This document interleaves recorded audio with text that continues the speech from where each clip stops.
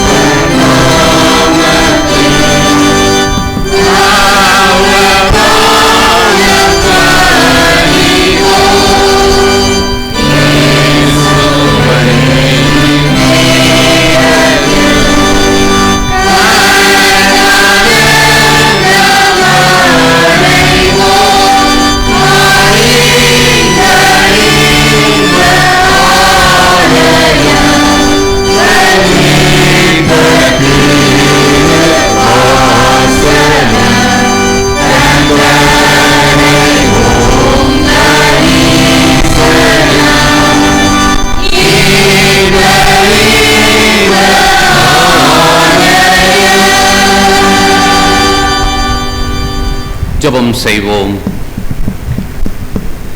அன்பின் தந்தையே, உம்முடைய வருகையின் நாட்களுக்குள்ளாக நாங்கள் பிரவேசிக்க நீர் உம்முடைய திருவிட சுத்தத்தை எங்களது வாழ்க்கையில் நிறைவேற்றிக் கொண்டிருக்கின்ற தயவுக்காக உமக்கு நன்றி செலுத்துகின்றோம். ஆண்டவரே, மழையின் மத்தியிலும் நீர் எங்களுக்கு மழையாக இருந்து பெரிய அளவில் எங்களை பாதுகாத்து இருக்கின்றீர், பராமரித்து இருக்கின்றீர். இன்றைய தினத்திலும் பயணித்து உம்முடைய பாதையை எங்களது பாதையாக ஏற்றுக்கொள்ள வழி நடத்தி கொண்டிருக்கின்றீர். அதற்காக நாங்கள் நன்றி செலுத்துகின்றோம். ஆண்டவரே, உம்மை வழிபடவும் உம்முடைய வார்த்தையை பெற்றுக்கொள்ளவும் உம்முடைய அன்பின் விருந்தாகிய திருவிருந்தில் பங்கு பெறவும் நாங்கள் வருகை புரிந்திருக்கின்றோம். இந்த நாளையும் இந்த மாதத்தையும் நீர் எங்களுக்கு ஆசீர்வதித்து தாரும். ஆண்டவரே, கிறிஸ்துமஸ் கொண்டாட்டங்களை முறையாக முழுமையாக உமக்கே உரியதாக நாங்கள் கொண்டாட நீர் அருள் தாரும். ஆண்டவரே, இந்த நாள் தொடங்கி நாங்கள் மேற்கொள்கின்ற வருகை நாட்களின் பயணத்தில் நீர் எங்கள் பக்கத்தில் இருந்து பாசமாக எந்தவித நாசமோ மோசமோ எங்களுக்கு நேரிடாமல் எங்களை வழிநடத்தும்படியாக நாங்கள் ஜெபிக்கின்றோம். மழை நீர் எங்களுக்கு நீர் கொடுத்திருக்கின்றீர், அதற்காக நாங்கள் நன்றி செலுத்துகின்றோம். மழையினால் பாதிக்கப்பட்டு இருக்கின்ற மக்களுக்காக நாங்கள் ஜெபிக்கின்றோம். அவர்களும் இந்த நாளில் வழிபாட்டில் பங்கு பெற முடியாமல் இருக்கின்ற சூழலில் நீர் அவர்களோடு இடைப்பட்டு இந்த நாளின் பிரசன்னம் சமூகம் வழிநடத்துதல் அவர்களுக்கும் கிடைக்கப்பெற நீர் அவர்களை ஆஸ்வதிக்கும்படியாக நாம் ஜெபிக்கின்றோம். இந்த நாளிலும் ஆராதனையில் பங்கு பெறுகின்ற எங்களை உம்முடைய சமூகத்திற்குள்ளாக நாங்கள் கொண்டு வருகின்றோம். நீர் தாம் எங்கள் ஒவ்வொருவரையும் தொட்டு ஆசீர்வதித்து வழிநடத்த வேண்டும் என்று எங்கள் கர்த்தராகிய இயேசு கிறிஸ்துவின் மூலமாய் வேண்டிக் கொள்கிறோம் பிதாவே, ஆமென். நம்முடைய ஆராதனைக்கு ஆரம்பமாக நாம் அனைவரும் எழுந்து நின்று பாமாலைகளில் 46வது பாடலை பாடுவோம். பாமாலை எண் 46.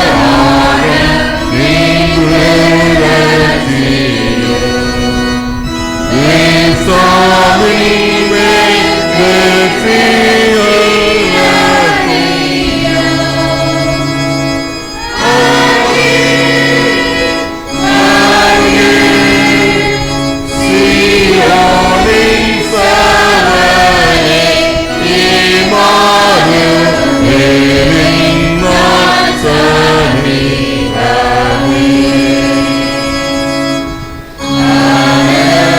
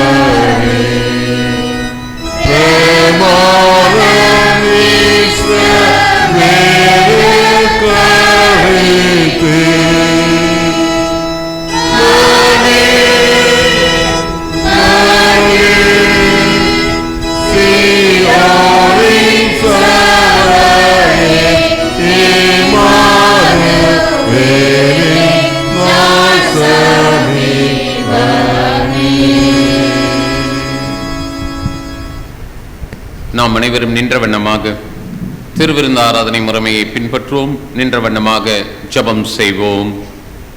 எல்லா இருதயங்களையும், எல்லா விருப்பங்களையும், எல்லா ரகசியங்களையும் அறிந்திருக்கிற சர்வ வல்லமையுள்ள கடவுளே, நாங்கள் தேவரீரிடத்தில் பரிபூர்ணமாய் அன்பு கூறவும், முது பரிசுத்த நாமத்தை உத்தமமாய் மகிமைப்படுத்தவும், முது பரிசுத்தாவின் ஏவுதலால் எங்கள் இருதயத்தின் சிந்தனைகளை சுத்தம் பண்ணி அருள எங்கள் கர்த்தராகிய இயேசு கிறிஸ்துவின் மூலமாய் வேண்டிக் கொள்கிறோம். ஆமேன். அனைவரும் இணைந்து சொல்வோம். உன்னதத்தில் இருக்கிற கடவுளுக்கு மகிமையும், பூமியிலே சமாதானமும், மனிதர் மேல் பிரியமும் உண்டாவதாக. கர்த்தராகிய பராபரனே, பரமராஜாவே, சர்வத்வல்ல பிதாவாகிய கடவுளே, உம்மை துதிக்கிறோம், உம்மை புகழ்கிறோம், உம்மை வணங்குகிறோம், உம்மை மகிமைப்படுத்துகிறோம். உமது சிறந்த மகிமை நிமித்தம் உமக்கு ஸ்தோத்திரம் செலுத்துகிறோம். கர்த்தராய் இருக்கிற ஒரே பேரான குமாரனாகிய இயேசு கிறிஸ்துவே, கர்த்தராகிய பராபரனே, பிதாவின் சுதனே, உலகத்தின் பாத்திரம் தீர்க்கிற தேவாட்டுக்குட்டியை எங்களுக்கு இறங்கும். உலகத்தின் பாத்திரம் தீர்க்கிறவரை எங்கள் ஜெபத்தை ஏற்றுக்கொள்ளும். தேவனாகிய பிதான் வலது வாசத்தில் ஏற்றிருக்கிறவரை எங்களுக்கு இறங்கும். நீரே பரிசுத்தர், நீரே கர்த்தர். இயேசு கிறிஸ்துவே, தேவரீர் ஒருவரே பரிசுத்தாவியோடே தேவனாகிய பிதாவின் மகிமையிலே உன்னதமானவராய் இருக்கிறீர். ஆமேன். கடவுள் திருவுளம் பற்றி சொல்லிய வார்த்தைகளாவன. உன் தேவனாகிய கர்த்தர் நானே, என்னை அன்றி உனக்கு வேறே தேவர்கள் உண்டாயிருக்க வேண்டாம். கர்த்தாவே, எங்களுக்கு இறங்கி இந்த பிரமாணத்தை கைக்குள்ள எங்கள் இருதயத்தை ஏவியருளும். மேலே வானத்திலும் கீழே பூமியிலும் பூமியின் கீழ் தண்ணீரிலும் உண்டாயிருக்கிறவைகளுக்கு ஒப்பான ஒரு சொர்பத்தை ஆகிலும் யாதொரு விக்கிரத்தை ஆகிலும் நீ உனக்கு உண்டாக்க வேண்டாம். நீ அவைகளை நமஸ்கரிக்கவும் சேவிக்கவும் வேண்டாம். கர்த்தாவே, எங்களுக்கு இறங்கி இந்த பிரமாணத்தை கைக்குள்ள எங்கள் இருதயத்தை ஏவியருளும். உன் தேவனாகிய கர்த்தருடைய நாமத்தை வீணிலே வழங்காதிருப்பாயாக.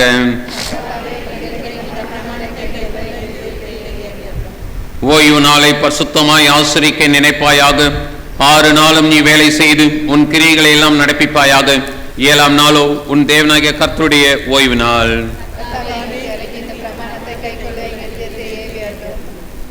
உன் தகப்பனையும் உன் தாயையும் கனம் பண்ணுவாயாக. கொலை செய்யாதிருப்பாயாக. விபச்சாரம் செய்யாதிருப்பாயாக. களவு செய்யாதிருப்பாயாக. பொய் சாட்சி சொல்லாதிருப்பாயாக. இச்சையாதிருப்பாயாக.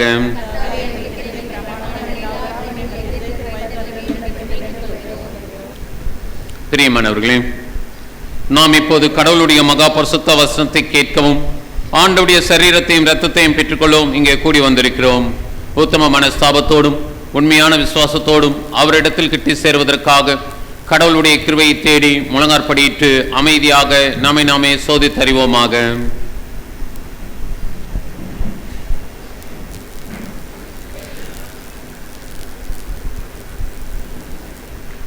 உங்கள் பாவங்களின் நிமித்தம் முழு இருதயத்தோடு உண்மையாய் மனஸ்தாபப்பட்டு பிறரிடத்தில் அன்பும் சிநேகமாய் இருந்து இனி கடவுளுடைய கற்பனைகளை கை கொண்டு புதிதாக்கப்பட்டவர்களாய் அவருடைய பரிசுத்த மார்க்கத்தில் நடப்போம் என்று தீர்மானித்திருக்கிற நீங்கள் நமது ஆண்டவர் இயேசு கிறிஸ்துவின் மூலமாய் சர்வ வல்லமையுள்ள கடவுளோடு ஒப்புரவாகும்படி மறுபடியும் உங்கள் பாவங்களை மனத்தாழ்மையாய் அறிக்கையிடுங்கள்.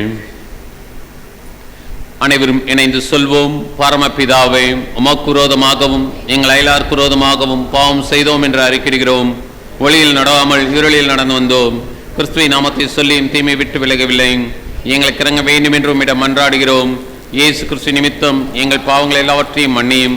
உமது பரிசுத்தாவினால் எங்களை சுத்திகரித்து எங்கள் மனசாட்சியை விருப்பித்தள்ளும். உம்முடைய பரிசுத்த நாமத்துக்கு மகிமை உண்டாகும்படி நாங்கள் இனி புது ஜீவன் உள்ளவர்களாயும் முக்கூலியும் சேர்த்தக்கதாக மற்றவர்களுக்கு மன்னிக்க எங்களுக்கு உதவி புரியும். ஆமேன். இயேசு கிறிஸ்துவின் மூலமாய் தம்மிடத்தில் உண்மையாய் மனம் திரும்புகிற யாவருக்கும் அருளப்படுகிற கிருபை நிறைந்த அருள்வாக்கை கேளுங்கள்.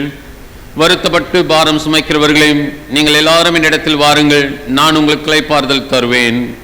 தேவன் தம்முடைய ஒரே பேரான குமாரனை விசுவாசிக்கிறவன் எவனோ அவன் கெட்டு போகாமல் நித்திய ஜீவனை அடைம்படிக்கு அவரை தந்துருளி இவ்வளவாய் உலகத்தில் அன்பு கூர்ந்தார். பாவிகளை ரட்சிக்க கிறிஸ்து இயேசு உலகத்தில் வந்தார் என்கிற வார்த்தை உண்மையும் எல்லா அங்கீகரிப்புக்கும் பாத்திரமுமானது. ஒருவன் பாவம் செய்வானானால் நீதிபரராயிருக்கிற இயேசு கிறிஸ்து நமக்காக பிதாவினிடத்தில் பரிந்து பேசுகிறவராயிருக்கிறார். நம்முடைய பாவங்களை நிவர்த்தி செய்கிற கிருபாதார பலி அவரே. நம்முடைய பரமபிதாவாகிய சர்வ வல்லமையுள்ள கடவுள் உத்தம மனஸ்தாபத்தோடும் உண்மையான விசுவாசத்தோடும் தம்மிடத்திற்கு மனம் திரும்பி தங்கள் சகோதர சகோதரிகள் குற்றங்களை மன்னிக்கிற யாவருக்கும் பாவ மன்னிப்பை அருளிச்சோம் என்று மிகுந்த இரக்கமாய் வாக்குத்தத்தம் செய்திருக்கிறார். அவர் நம்முடைய ஆண்டவர் இயேசு கிறிஸ்து நிமித்தம் உங்களுக்கு இறங்கி உங்கள் பாவங்கள் எல்லாவற்றையும் மன்னித்து அவர்களை நின்று உங்களை விடுதலை ஆக்கி சகல நன்மையிலும் உங்களை உறுதிப்படுத்தி நிலைநிறுத்தி உங்களை நித்திய ஜீவ கரையில் சேர்ப்பாராக. ஆமேன். தேவரிற்கே ஸ்தோத்திரம் உண்டாவதாக. சபையார் அனைவரும் அமரும்படியாக அன்போடு அழைக்கின்றேன். திருமறை பாடங்கள் வாசிக்க கேட்போம். முதலாம் திருமறை பாடம் படிக்கும்படியாக குறிக்கப்பட்ட முதலாம் திருமறை பகுதி விடுதலை பயணம், அத்தியாயம் 2, வசனங்கள் 1 முதல் 10 முடிய. விடுதலை பயணம் 2ஆம் அத்தியாயம், வசனங்கள் 1 முதல் 10 முடிய நாம் வாசிக்க கேட்போம். மோசேயின் பிறப்பு. இவ்வாறு இருக்க லேவி குலத்தவர் ஒருவர் லேவி குல பெண்ணொருத்தியை மணம் செய்து கொண்டார். அவள் கருவுற்று ஒரு ஆண்மகவை ஈண்டெடுத்தாள். அது அழகாய் இருந்தது என்று கண்டாள். 3 மாதங்களாக அதனை மறைத்து வைத்திருந்தாள். இதற்கு மேல் அதனை மறைத்து வைக்க இயலாததால் அதனுக்காக கோரைப்புல்லால் பேழை ஒன்று செய்து அதன் மீது நிலக்கீழ் கீழ் இவற்றை பூசினாள். குழந்தையை அதனுள் வைத்து நைல் நதி கரையில் உள்ள நாணல்களுக்கிடையில் விட்டு வைத்தாள். அதற்கு என்ன ஆகுமோ என்பதை அறிந்து கொள்ள குழந்தையின் சகோதரி தூரத்தில் நின்று கொண்டிருந்தாள். அப்போது பார்வோனின் மகள் நைல் நதியில் நீராட இறங்கிச் சென்றாள். அவள் தோழியரோ நைல் நதி கரையில் உலாவிக் கொண்டிருந்தனர். அவள் நாணலிலேயே பேழையை கண்டு தன் தோழி ஒருத்தியை அனுப்பி அதை எடுத்தாள். அதை திறந்தபோது ஒரு ஆண் குழந்தையை கண்டாள். அது அழுது கொண்டிருந்தது. அதன் மேல் அவள் இரக்கம் கொண்டாள். இது எபிரேய குழந்தைகளுள் ஒன்று என்றாள். உடனே குழந்தையின் சகோதரி பார்வோன் மகளை நோக்கி, உமக்கு பதிலாக பாலூட்டி குழந்தையை வளர்க்க எபிரேய செவிலி ஒருத்தியை நான் சென்று அழைத்து வரட்டுமா என்று கேட்டாள். பார்வோனின் மகள் அவளை நோக்கி, சரி, சென்று வா என்றாள். அந்த பெண் சென்று குழந்தையின் தாயையே அழைத்து வந்தாள். பார்வோனின் மகள் அவளை நோக்கி, இந்த குழந்தையை நீ எடுத்து செல், எனக்கு பதிலாக நீ பாலூட்டி அதனை வளர்த்திடு, உனக்கு கூலி கொடுப்பேன் என்றாள். எனவே குழந்தையை எடுத்து சென்று அதனை பாலூட்டி வளர்த்தாள். அப்பெண் குழந்தை வளர்ந்த பின் அவள் பார்வோன் மகளிடம் அவளை கொண்டு போய்விட்டாள். அவள் அவனை தன் மகன் என கொண்டாள். நீரிலிருந்து நான் இவளை எடுத்தேன் என்று கூறி அவள் அவனுக்கு மோசே என்று பெயரிட்டாள். படிக்கும்படியாக குறிக்கப்பட்ட திருமறை பகுதி வாசித்து முடிந்தாயிற்று. தேவனுக்கே ஸ்தோத்திரம் உண்டாவதாக. இந்நாளுக்கென்று தேர்ந்தெடுக்கப்பட்ட நிருப பகுதி திருத்தூதர் பணிகள் 9வது அத்தியாயம் 10 முதல் 18 முதல் அடங்கியுள்ள திருவார்த்தைகளை கேளுங்கள். அப்போஸ்தலர் நடபடிகள் 9வது அதிகாரம் 10 முதல் 18 முடிய. தமஸ்கூவில் அனனியா என்னும் பெயருடைய சீடர் ஒருவர் இருந்தார். ஆண்டவர் அவருக்கு தோன்றி அனனியா என அழைக்க அவர், ஆண்டவரே, இதோ அடியேன் என்றார். அப்போது ஆண்டவர் அவரிடம், நீ எழுந்து நேர் தெரு என்னும் சந்துக்கு போய் யூதாவின் வீட்டில் சவுல் என்னும் பெயருடைய தர்சு நகரத்தை சேர்ந்தவரை தேடு. அவர் இப்போது இறைவனிடம் வேண்டிக் கொண்டிருக்கிறார். அனனியா என்னும் பெயருடைய ஒருவர் வந்து தாம் மீண்டும் பார்வையடையுமாறு தம் மீது கைகளை வைப்பதாக அவர் காட்சி கண்டுள்ளார் என்று கூறினார். அதற்கு அனனியா மறுமொழியாக, ஆண்டவரே, இம்மனிதன் எருசலேமில் உள்ள இறைமக்களுக்கு என்னென்ன தீமைகள் செய்தான் என்பதை பற்றி பலர் கூற கேட்டிருக்கிறேன். உம் பெயரை அறிக்கையிடும் அனைவரையும் கைது செய்வதற்காக தலைமை குருக்களிடமிருந்து அதிகாரம் பெற்று இங்கே வந்திருக்கிறான் என்றார். அதற்கு ஆண்டவர் அவரிடம், நீ செல், அவர் பிற இனத்தவருக்கும் அரசருக்கும் இஸ்ரேல் மக்களுக்கு முன்பாக எனது பெயரை எடுத்துச் சொல்ல நான் தேர்ந்தெடுத்து கொண்ட கருவியாயிருக்கிறார். என் பெயரின் பொருட்டு அவர் எத்துணை துன்புற வேண்டும் என்பதை நான் அவருக்கு எடுத்து காட்டுவேன் என்றார். அனனியா அங்கிருந்து போய் அந்த வீட்டுக்குள் சென்று கைகளை அவர் மீது வைத்து, சகோதரர் சவுலே, நீர் வந்த வழியில் உமக்கு தோன்றிய ஆண்டவராகிய இயேசு நீர் மீண்டும் பார்வையடையவும் தூய ஆவியால் ஆட்கொள்ளப்படவும் என்னை உம்மிடம் அனுப்பியுள்ளார் என்றார். உடனே அவருடைய கண்களிலிருந்து செதில்கள் போன்றவை விழவே அவர் மீண்டும் பார்வையடைந்தார். பார்வையடைந்ததும் அவர் எழுந்து திருமுழுக்கு பெற்றார். பின்பு சவுல் உணவு அருந்தி வலிமை பெற்றார் என்பதே. பாடம் முடிந்தது. தேவனே உமக்கு ஸ்தோத்திரம் உண்டாவதாக. முறையாக படிக்கும்படியாக தெரிந்து கொள்ளப்பட்ட திருப்பாடல்கள் 117, சங்கீதம் 117. ஆண்டவர் போற்றி. பிற இனத்தாரே, நீங்கள் அனைவரும் ஆண்டவரை போற்றுங்கள். மக்கள் இனத்தாரே, நீங்கள் அனைவரும் அவரை புகழுங்கள். ஏனெனில் ஆண்டவர் நமக்கு காட்டும் மாறாத அன்பு மிக பெரியது, அவரது உண்மை என்றென்றும் நிலைத்துள்ளது. அல்லேலூயா. படிக்கும்படியாக கொடுக்கப்பட்ட திருப்பாடல்கள் படித்து முடிந்தாயிற்று. பிதாவுக்கும் குமாரனுக்கும் பரிசுத்தாவிக்கும் மகிமை உண்டாவதாக. ஆதியிலும் இப்போதும் எப்போதும் சதாகாலம் மகிமை உண்டாவதாக. ஆமென். படிக்கும்படியாக கொடுக்கப்பட்ட நற்செய்தி பாடம் பரிசுத்த லூக்கா எழுதின நற்செய்தி நூல் 1ஆம் அதிகாரம் 39 முதல் 56 வரை வாசிக்க கேட்போம். லூக்கா 1ஆம் அதிகாரம் வசனங்கள் 39 முதல் 56 வரை. மரியா எலிசபெத்தை சந்தித்தல். அதன்பின் மரியா புறப்பட்டு யூதேயா மலைநாட்டில் உள்ள ஒரு ஊருக்கு விரைந்து சென்றார். அவர் சக்கரியாவின் வீட்டை அடைந்து எலிசபெத்தை வாழ்த்தினார். மரியாவின் வாழ்த்தை எலிசபெத்து கேட்டபொழுது அவர் வயிற்றில் இருந்த குழந்தை மகிழ்ச்சியால் துள்ளிற்று. எலிசபெத்து தூய ஆவியால் முற்றிலும் ஆட்கொள்ளப்பட்டார். அப்பொழுது அவர் உரத்த குரலில், பெண்களுக்குள் நீர் ஆசி பெற்றவர், உம் வயிற்றில் வளரும் குழந்தையும் ஆசி பெற்றது. என் ஆண்டவரின் தாய் என்னிடம் வர நான் யார்? உம் வாழ்த்துரை என் காதில் விழுந்ததும் என் வயிற்றில் உள்ள குழந்தை பேருவகையால் துள்ளிற்று. ஆண்டவர் உமக்கு சொன்னவை நிறைவேறும் என்று நம்பியே நீர் பேறு பெற்றவர் என்றார். மரியாளின் பாடல். அதை கேட்ட மரியா பின்வருமாறு கூறினார்: ஆண்டவரை எனது உள்ளம் போற்றி பெருமைப்படுத்துகின்றது. என் மீட்பராம் கடவுளை நினைத்து எனது மனம் பேருவகை கொள்கின்றது. ஏனெனில் அவர் தம் அடிமையின் தாழ்நிலையை கண்ணோக்கினார். இது முதல் எல்லா தலைமுறையினரும் என்னை பேறு பெற்றவர் என்பர். ஏனெனில் வல்லவராம் கடவுள் எனக்கு அரும்பெரும் செயல்களை செய்துள்ளார். தூயவர் என்பதே அவரது பெயர். அவருக்கு அஞ்சி நடப்போருக்கும் தலைமுறை தலைமுறையாய் அவர் இரக்கம் காட்டி வருகிறார். அவர் தம் தோல் வலிமையை காட்டியுள்ளார். உள்ளத்தில் செருக்குடன் சிந்திப்போரை சிதறடித்து வருகிறார். வலியோரை அரியணை நின்று தூக்கி எறிந்துள்ளார். தாழ்நிலையில் இருப்போரை உயர்த்துகிறார். பசித்தோரை நலன்களால் நிரப்பியுள்ளார். செல்வரை வெறுங்கையராய் அனுப்பிவிடுகிறார்.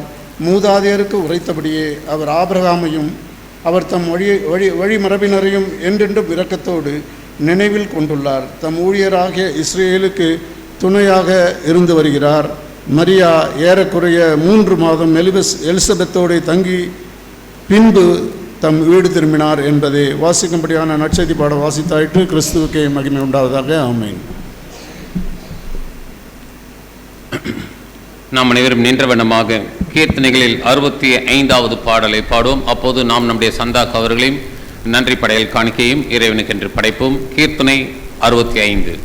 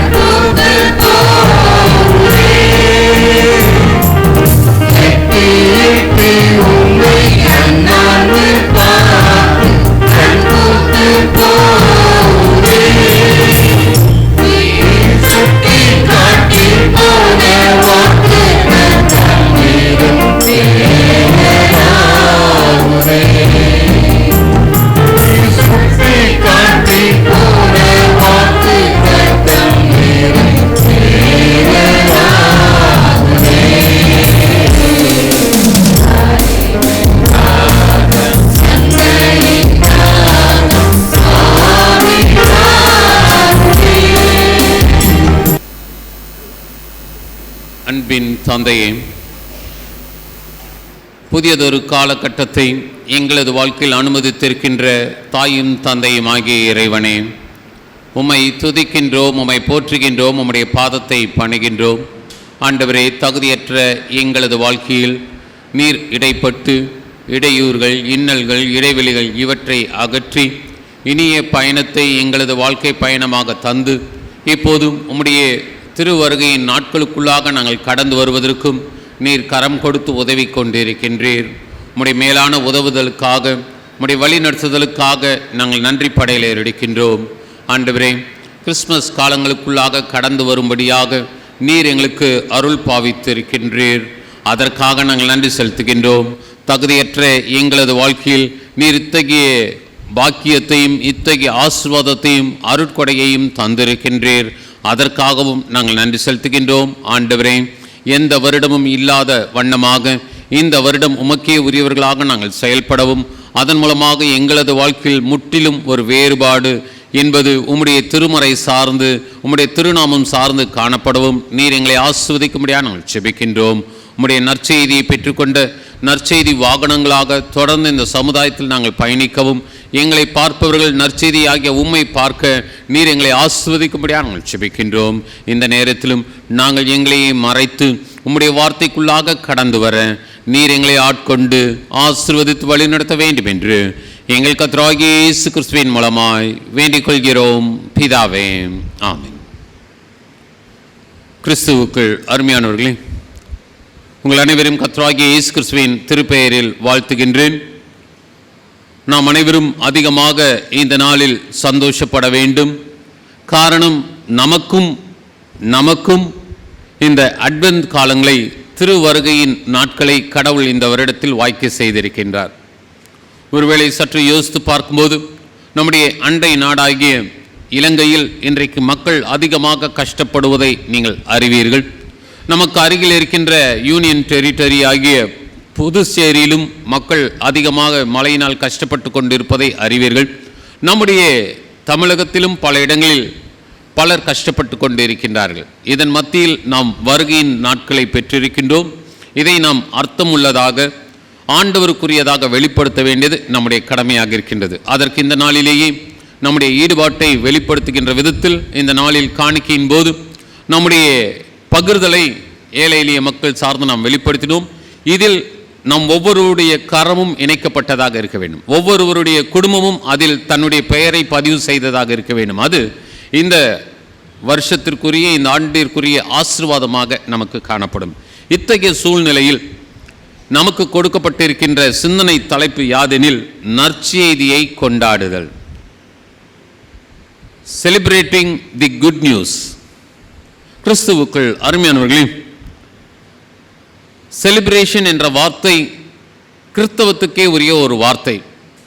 நம்முடைய கூடுகையை குறித்து, நம்முடைய சமுதாயத்தை குறித்து மற்றவர்கள் வர்ணிக்கும் போது எப்படியாக வர்ணிக்கின்றார்கள் என்றால், செலிப்ரேட்டிங் கம்யூனிட்டி, கொண்டாடுகின்ற சமுதாயம் என்று நம்மை வர்ணிக்கின்றார்கள். ஆனால் நாம் எண்ணிட்டு சொல்லுகின்ற விதத்தில் தான் நம்முடைய பண்டிகைகளை ஒரு ஆண்டில் பெற்றிருக்கின்றோம். ஆனால் நமக்கு கொடுக்கப்பட்டிருக்கின்ற உலகம் சார்ந்த பதிவு என்னவென்றால், we are the celebrating community.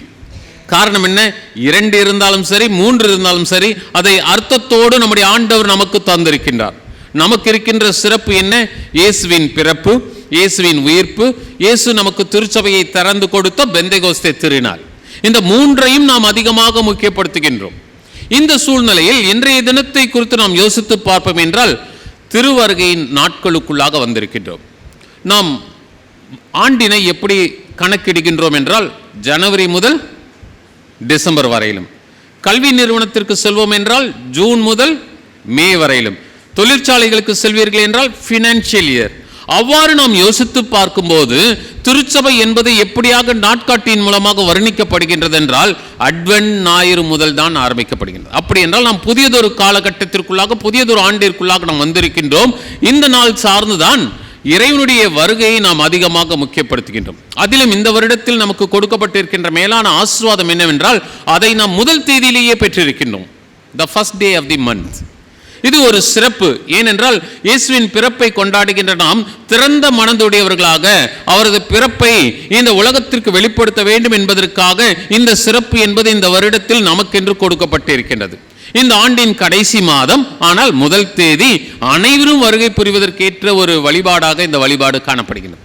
ஒருவேளை முதல் தேதி நடைபெறுகின்ற வழிபாட்டினை, அதிகாலையில் 6 மணிக்கு நடைபெறுகின்ற வழிபாட்டினை நாம் யோசித்து பார்ப்போம் என்றால் இதில் பாதி அளவில் தான் நாம் பங்கு பெறுகின்றோம். ஆனால் இன்றைய தினத்தில் முழுமையாக பங்கு பெறுவதற்கு, முழுமையாக நம்மை அர்ப்பணிப்பதற்கு, முழுமையாக நற்செய்தியை கொண்டாடுவதற்கு இந்த மாதம் இந்த வருடத்தில் நமக்கென்று கொண்டாட கொடுக்கப்பட்டு இருக்கின்றது.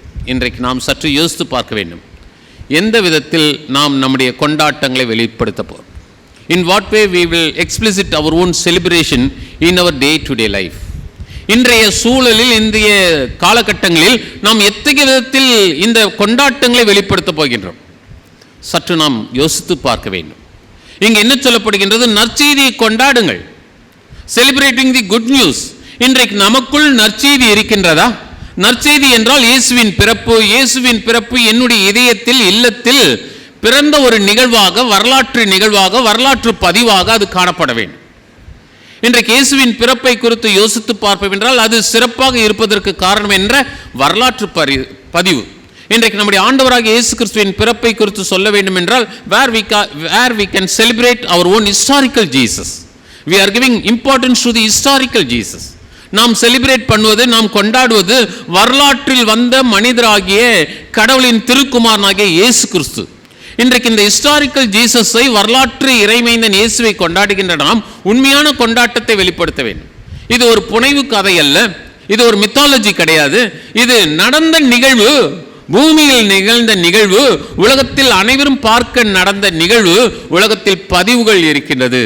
இன்றைக்கு பதிவுத்துறைக்கு செல்வோம் என்றால் இயேசுவின் பிறப்பு என்பது பதிவு செய்யப்பட்டு இருக்கின்றது, இயேசுவின் இறப்பு என்பது பதிவு செய்யப்பட்டு இருக்கின்றது, இயேசுவின் உயிர்ப்பு என்பது பதிவு செய்யப்பட்டு இருக்கின்றது, திருச்சபையின் திறப்பு என்பதும் பதிவு செய்யப்பட்டு இருக்கின்றது. இன்றைக்கு பதிவோடு பதிவாக நம்முடைய பதிவை வெளிப்படுத்த அழைக்கப்படுகிறது. இன்றைக்கு நாம் சற்று யோசித்து பார்க்க வேண்டும். We the people should celebrate our own good news.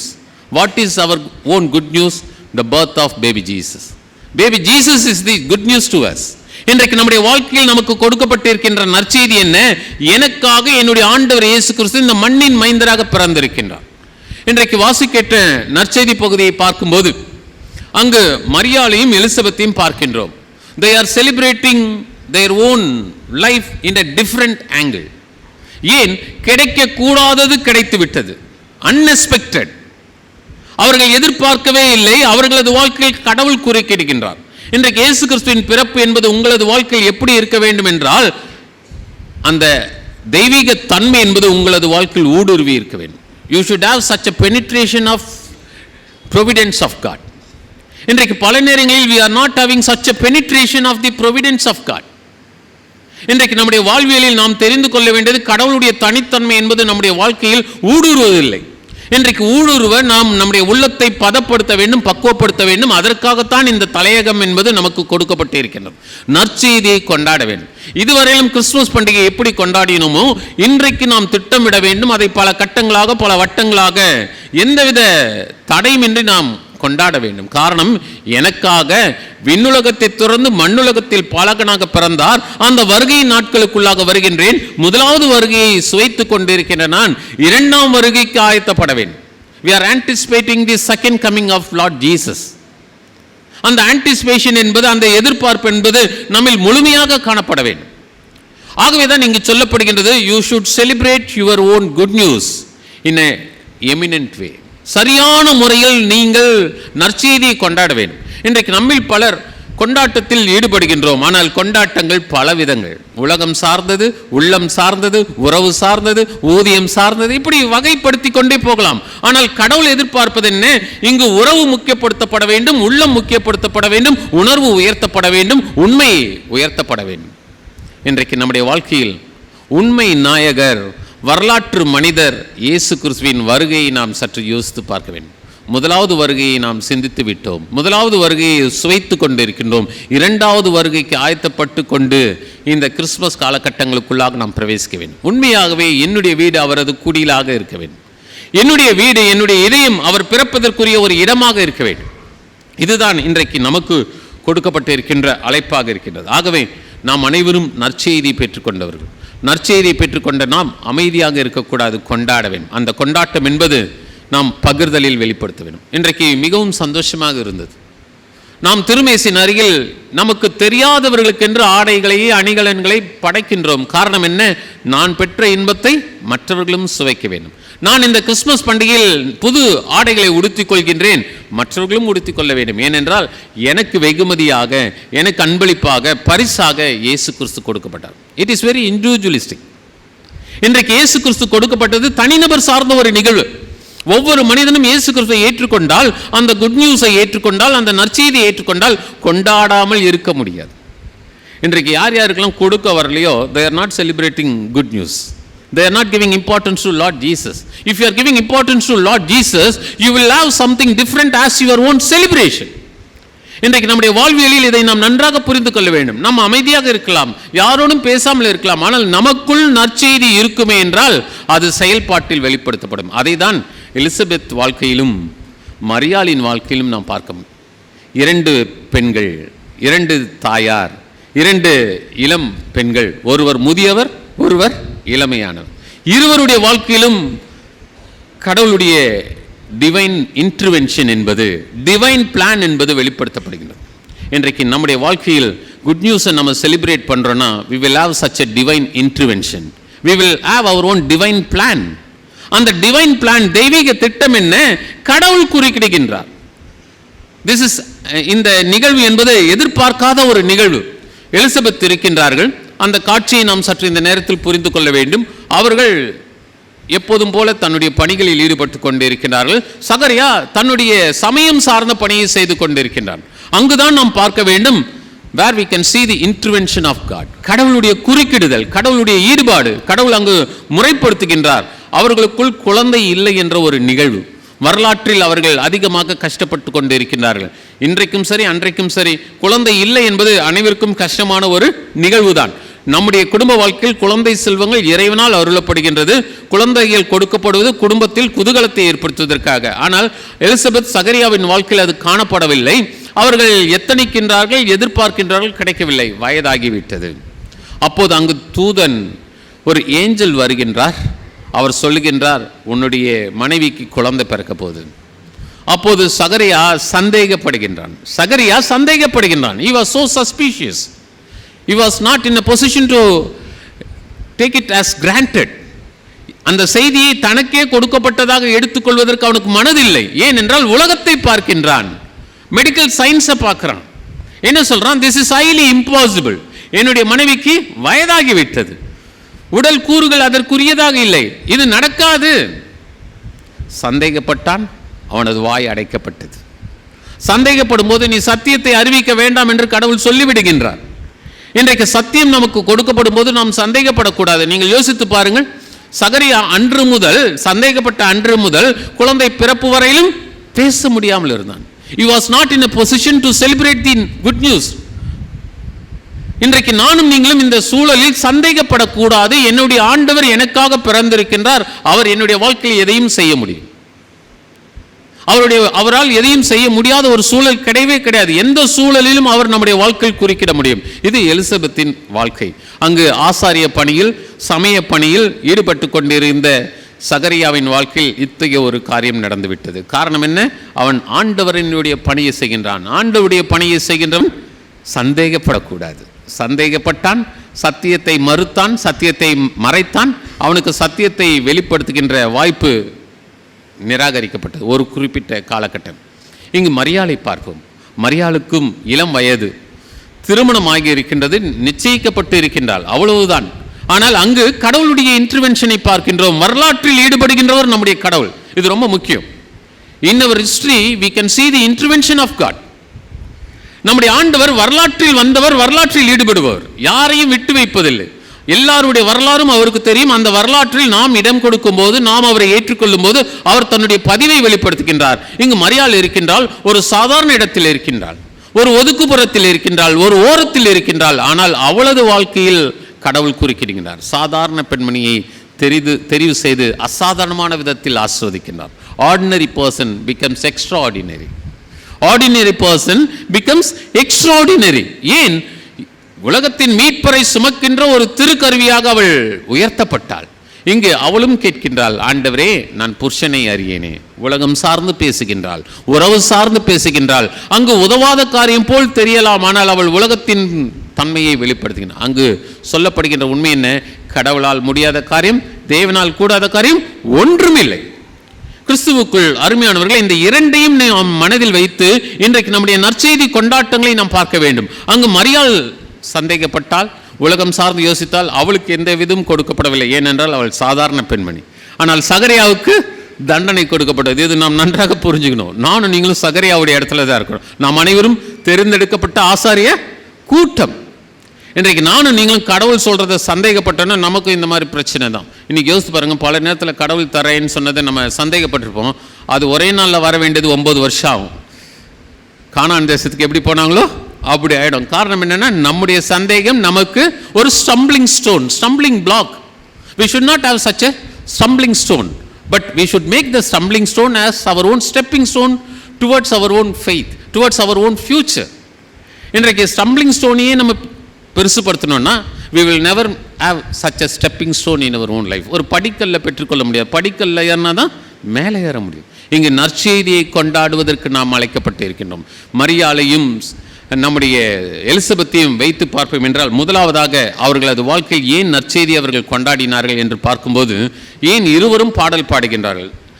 எலிசபெத்தும் துதித்து பாடுகின்றாள், மரியாளும் துதித்து பாடுகின்றாள். இதில் நாம் தெரிந்து கொள்ள வேண்டிய உண்மை என்னவென்றால், எங்கு மகிழ்ச்சி அதிகமாக இருக்கின்றதோ அங்கு உள்ளத்தின் உணர்வுகள் பொங்கும். அங்கு அக்களிப்பு என்பது காணப்படும், மகிழ்ச்சி என்பது காணப்படும், சந்தோஷம் என்பது காணப்படும், களிப்பு என்பது காணப்படும். இங்கே இருவரும் அவ்வாறு பாடல்களை பாடுகிறார். ஒருவேளை இந்த நிகழ்வை, எலிசபெத்து மரியாள் நிகழ்வை நாம் பழைய ஏற்பாட்டில் ஒத்துட்டு பார்ப்போம் என்றால், அன்னாளின் கீதம். அங்கு அந்த பெண்மணியும் பாடுகின்றாள், தனக்கு முடியாததை முடித்து தந்த கடவுளை முக்கியப்படுத்துகின்றாள். இங்கு மரியாள் பாடுகின்றாள், எலிசபெத் அதை கேட்கின்றாள். எலிசபெத்தும் மரியாளை வர்ணிக்கின்றாள். உம்முடைய தாயார் என்கிட்ட வரது எப்படி?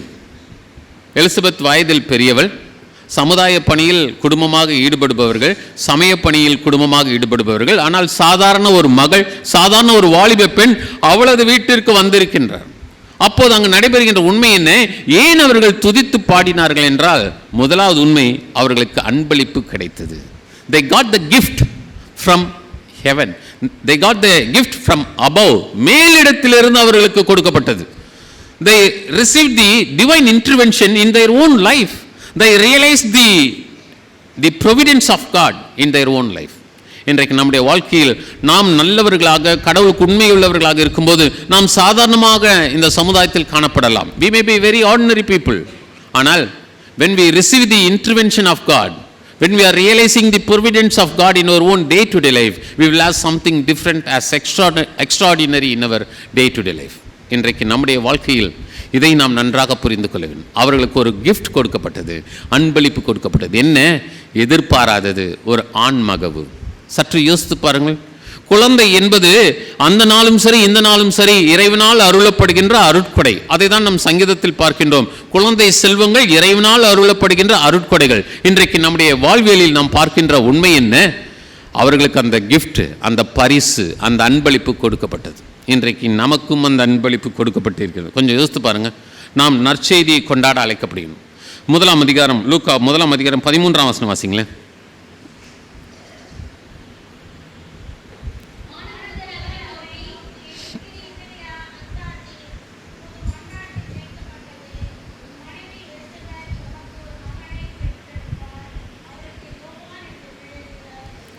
கொஞ்சம் யோசித்து பாருங்க. நற்செய்தி அங்கு கொடுக்கப்படுகிறது. குழந்தை இல்லாதவர்களுக்கு குழந்தை. இன்றைக்கு நமக்கு யாரும் இல்லை, நம்மை காப்பாற்றுவதற்கு, நம்மை வழிநடத்துவதற்கு, நமக்கு பக்க பாதுகாவலராக இருப்பதற்கு நமக்கும் யாரும் இல்லை. நமக்கு கிஃப்டாக இயேசு கிறிஸ்து, பாலகன் இயேசு கிறிஸ்து கொடுக்கப்பட்டிருக்கிறார். அதுதான் நற்செய்தி. 18-19 வாசிங்களா.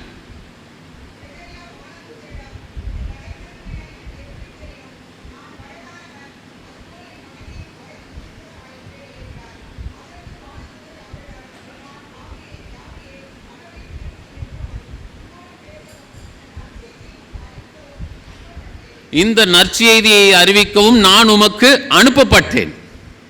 This is from above. இது சாதாரணமானது கிடையாது, மேலிடத்திலிருந்து வருவது. இந்த நற்செய்தியை நீ கொண்டாட வேண்டும். நீ சந்தேகப்படுகின்றாய். இன்றைக்கு நானும் நீங்களும் கிறிஸ்துமஸ் பண்டிகைக்குள் செல்வதற்கு முன்பு நமக்குள் சந்தேகம் இருக்கக்கூடாது, சலனம் இருக்கக்கூடாது, சத்தியம்தான் இருக்க வேண்டும், சரித்திரம்தான் நம்மால் படைக்க வேண்டும். நமக்குள் சரித்திரத்தை நாம் படைக்க வேண்டும். அப்போதுதான் இந்த நற்செய்தி என்பது கொண்டாடப்படுகின்ற ஒன்றாக இருக்கும். ஒருவேளை கொஞ்சம் யோசித்து பார்க்கும்போது நம்முடைய வாழ்வியலில் பல நேரங்களில் நாம் சந்தேகப்பட்டு விடுகின்றோம். இங்கு சகரியா சொல்கிறோம், நானும் வயசானவன், என்னுடைய மனைவியும் வயசானவன். But everything is possible when we are giving importance to the intervention of God. கடவுளுடைய குறுக்கிடுதலுக்கு நாம் முக்கியத்துவம் கொடுக்கும்போது எல்லாமே நடந்துவிடும். எதையும் நடக்காது என்று நாம் சொல்லவே முடியாது. ஆகவே முதலாவதாக they are celebrating good news because they got the gift from above. The second point is there was a shift in their life. ஒரு பக்கம் gift பார்க்குறோம், இன்னொரு பக்கம் ஒரு shift. அது மரியாளின் கீதத்தில் அழகாக சொல்லப்படுகின்றது. என்ன சொல்லப்படுகின்றது? அவர் அடிமையின் தாழ்மையை நோக்கி பார்த்தார். நான் எங்கோ இருந்தேன், ஒரு ஒதுக்குப்புறத்தில் இருந்தேன், ஓரத்தில் இருந்தேன், என்னை ஒதுக்கி விட்டார்கள். நான் இருந்த கிராமம் சாதாரணமான கிராமம், ஆனால் அடிமையின் தாழ்மையை அவர் நோக்கி பார்த்தார். There was a shift. There was a gift. கிஃப்டும் கொடுக்கப்பட்டது, ஒரு ஷிஃப்டும். எங்கோ இருந்த ஒரு பெண்மணியை அவர் அரவணைக்கின்றார். அரவணைத்து தன்னுடைய திருக்கருவியாக வெளிப்படுத்துகின்றார். நாம் வாசிக்கிட்ட அந்த நற்செய்தியை பார்க்கும்போது அங்கு அழகாக சொல்லப்படுகிறது, அவங்களுடைய வாழ்க்கையில் அவர்கள் உயர்த்தப்படுகின்றார்கள், அந்த நற்செய்திக்குரியவர்களாக உயர்த்தப்படுகின்றனர். 48ஆம் வசனம் வாசிங்களேன்.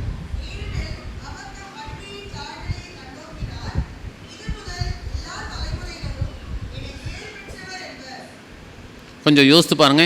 இது முதல் எல்லா தலைமுறையும். இன்னைக்கு நம்ம ஒரு தலைமுறை, நாம் என்ன சொல்றோம்? மரியாளை பேறு பெற்ற பெண்.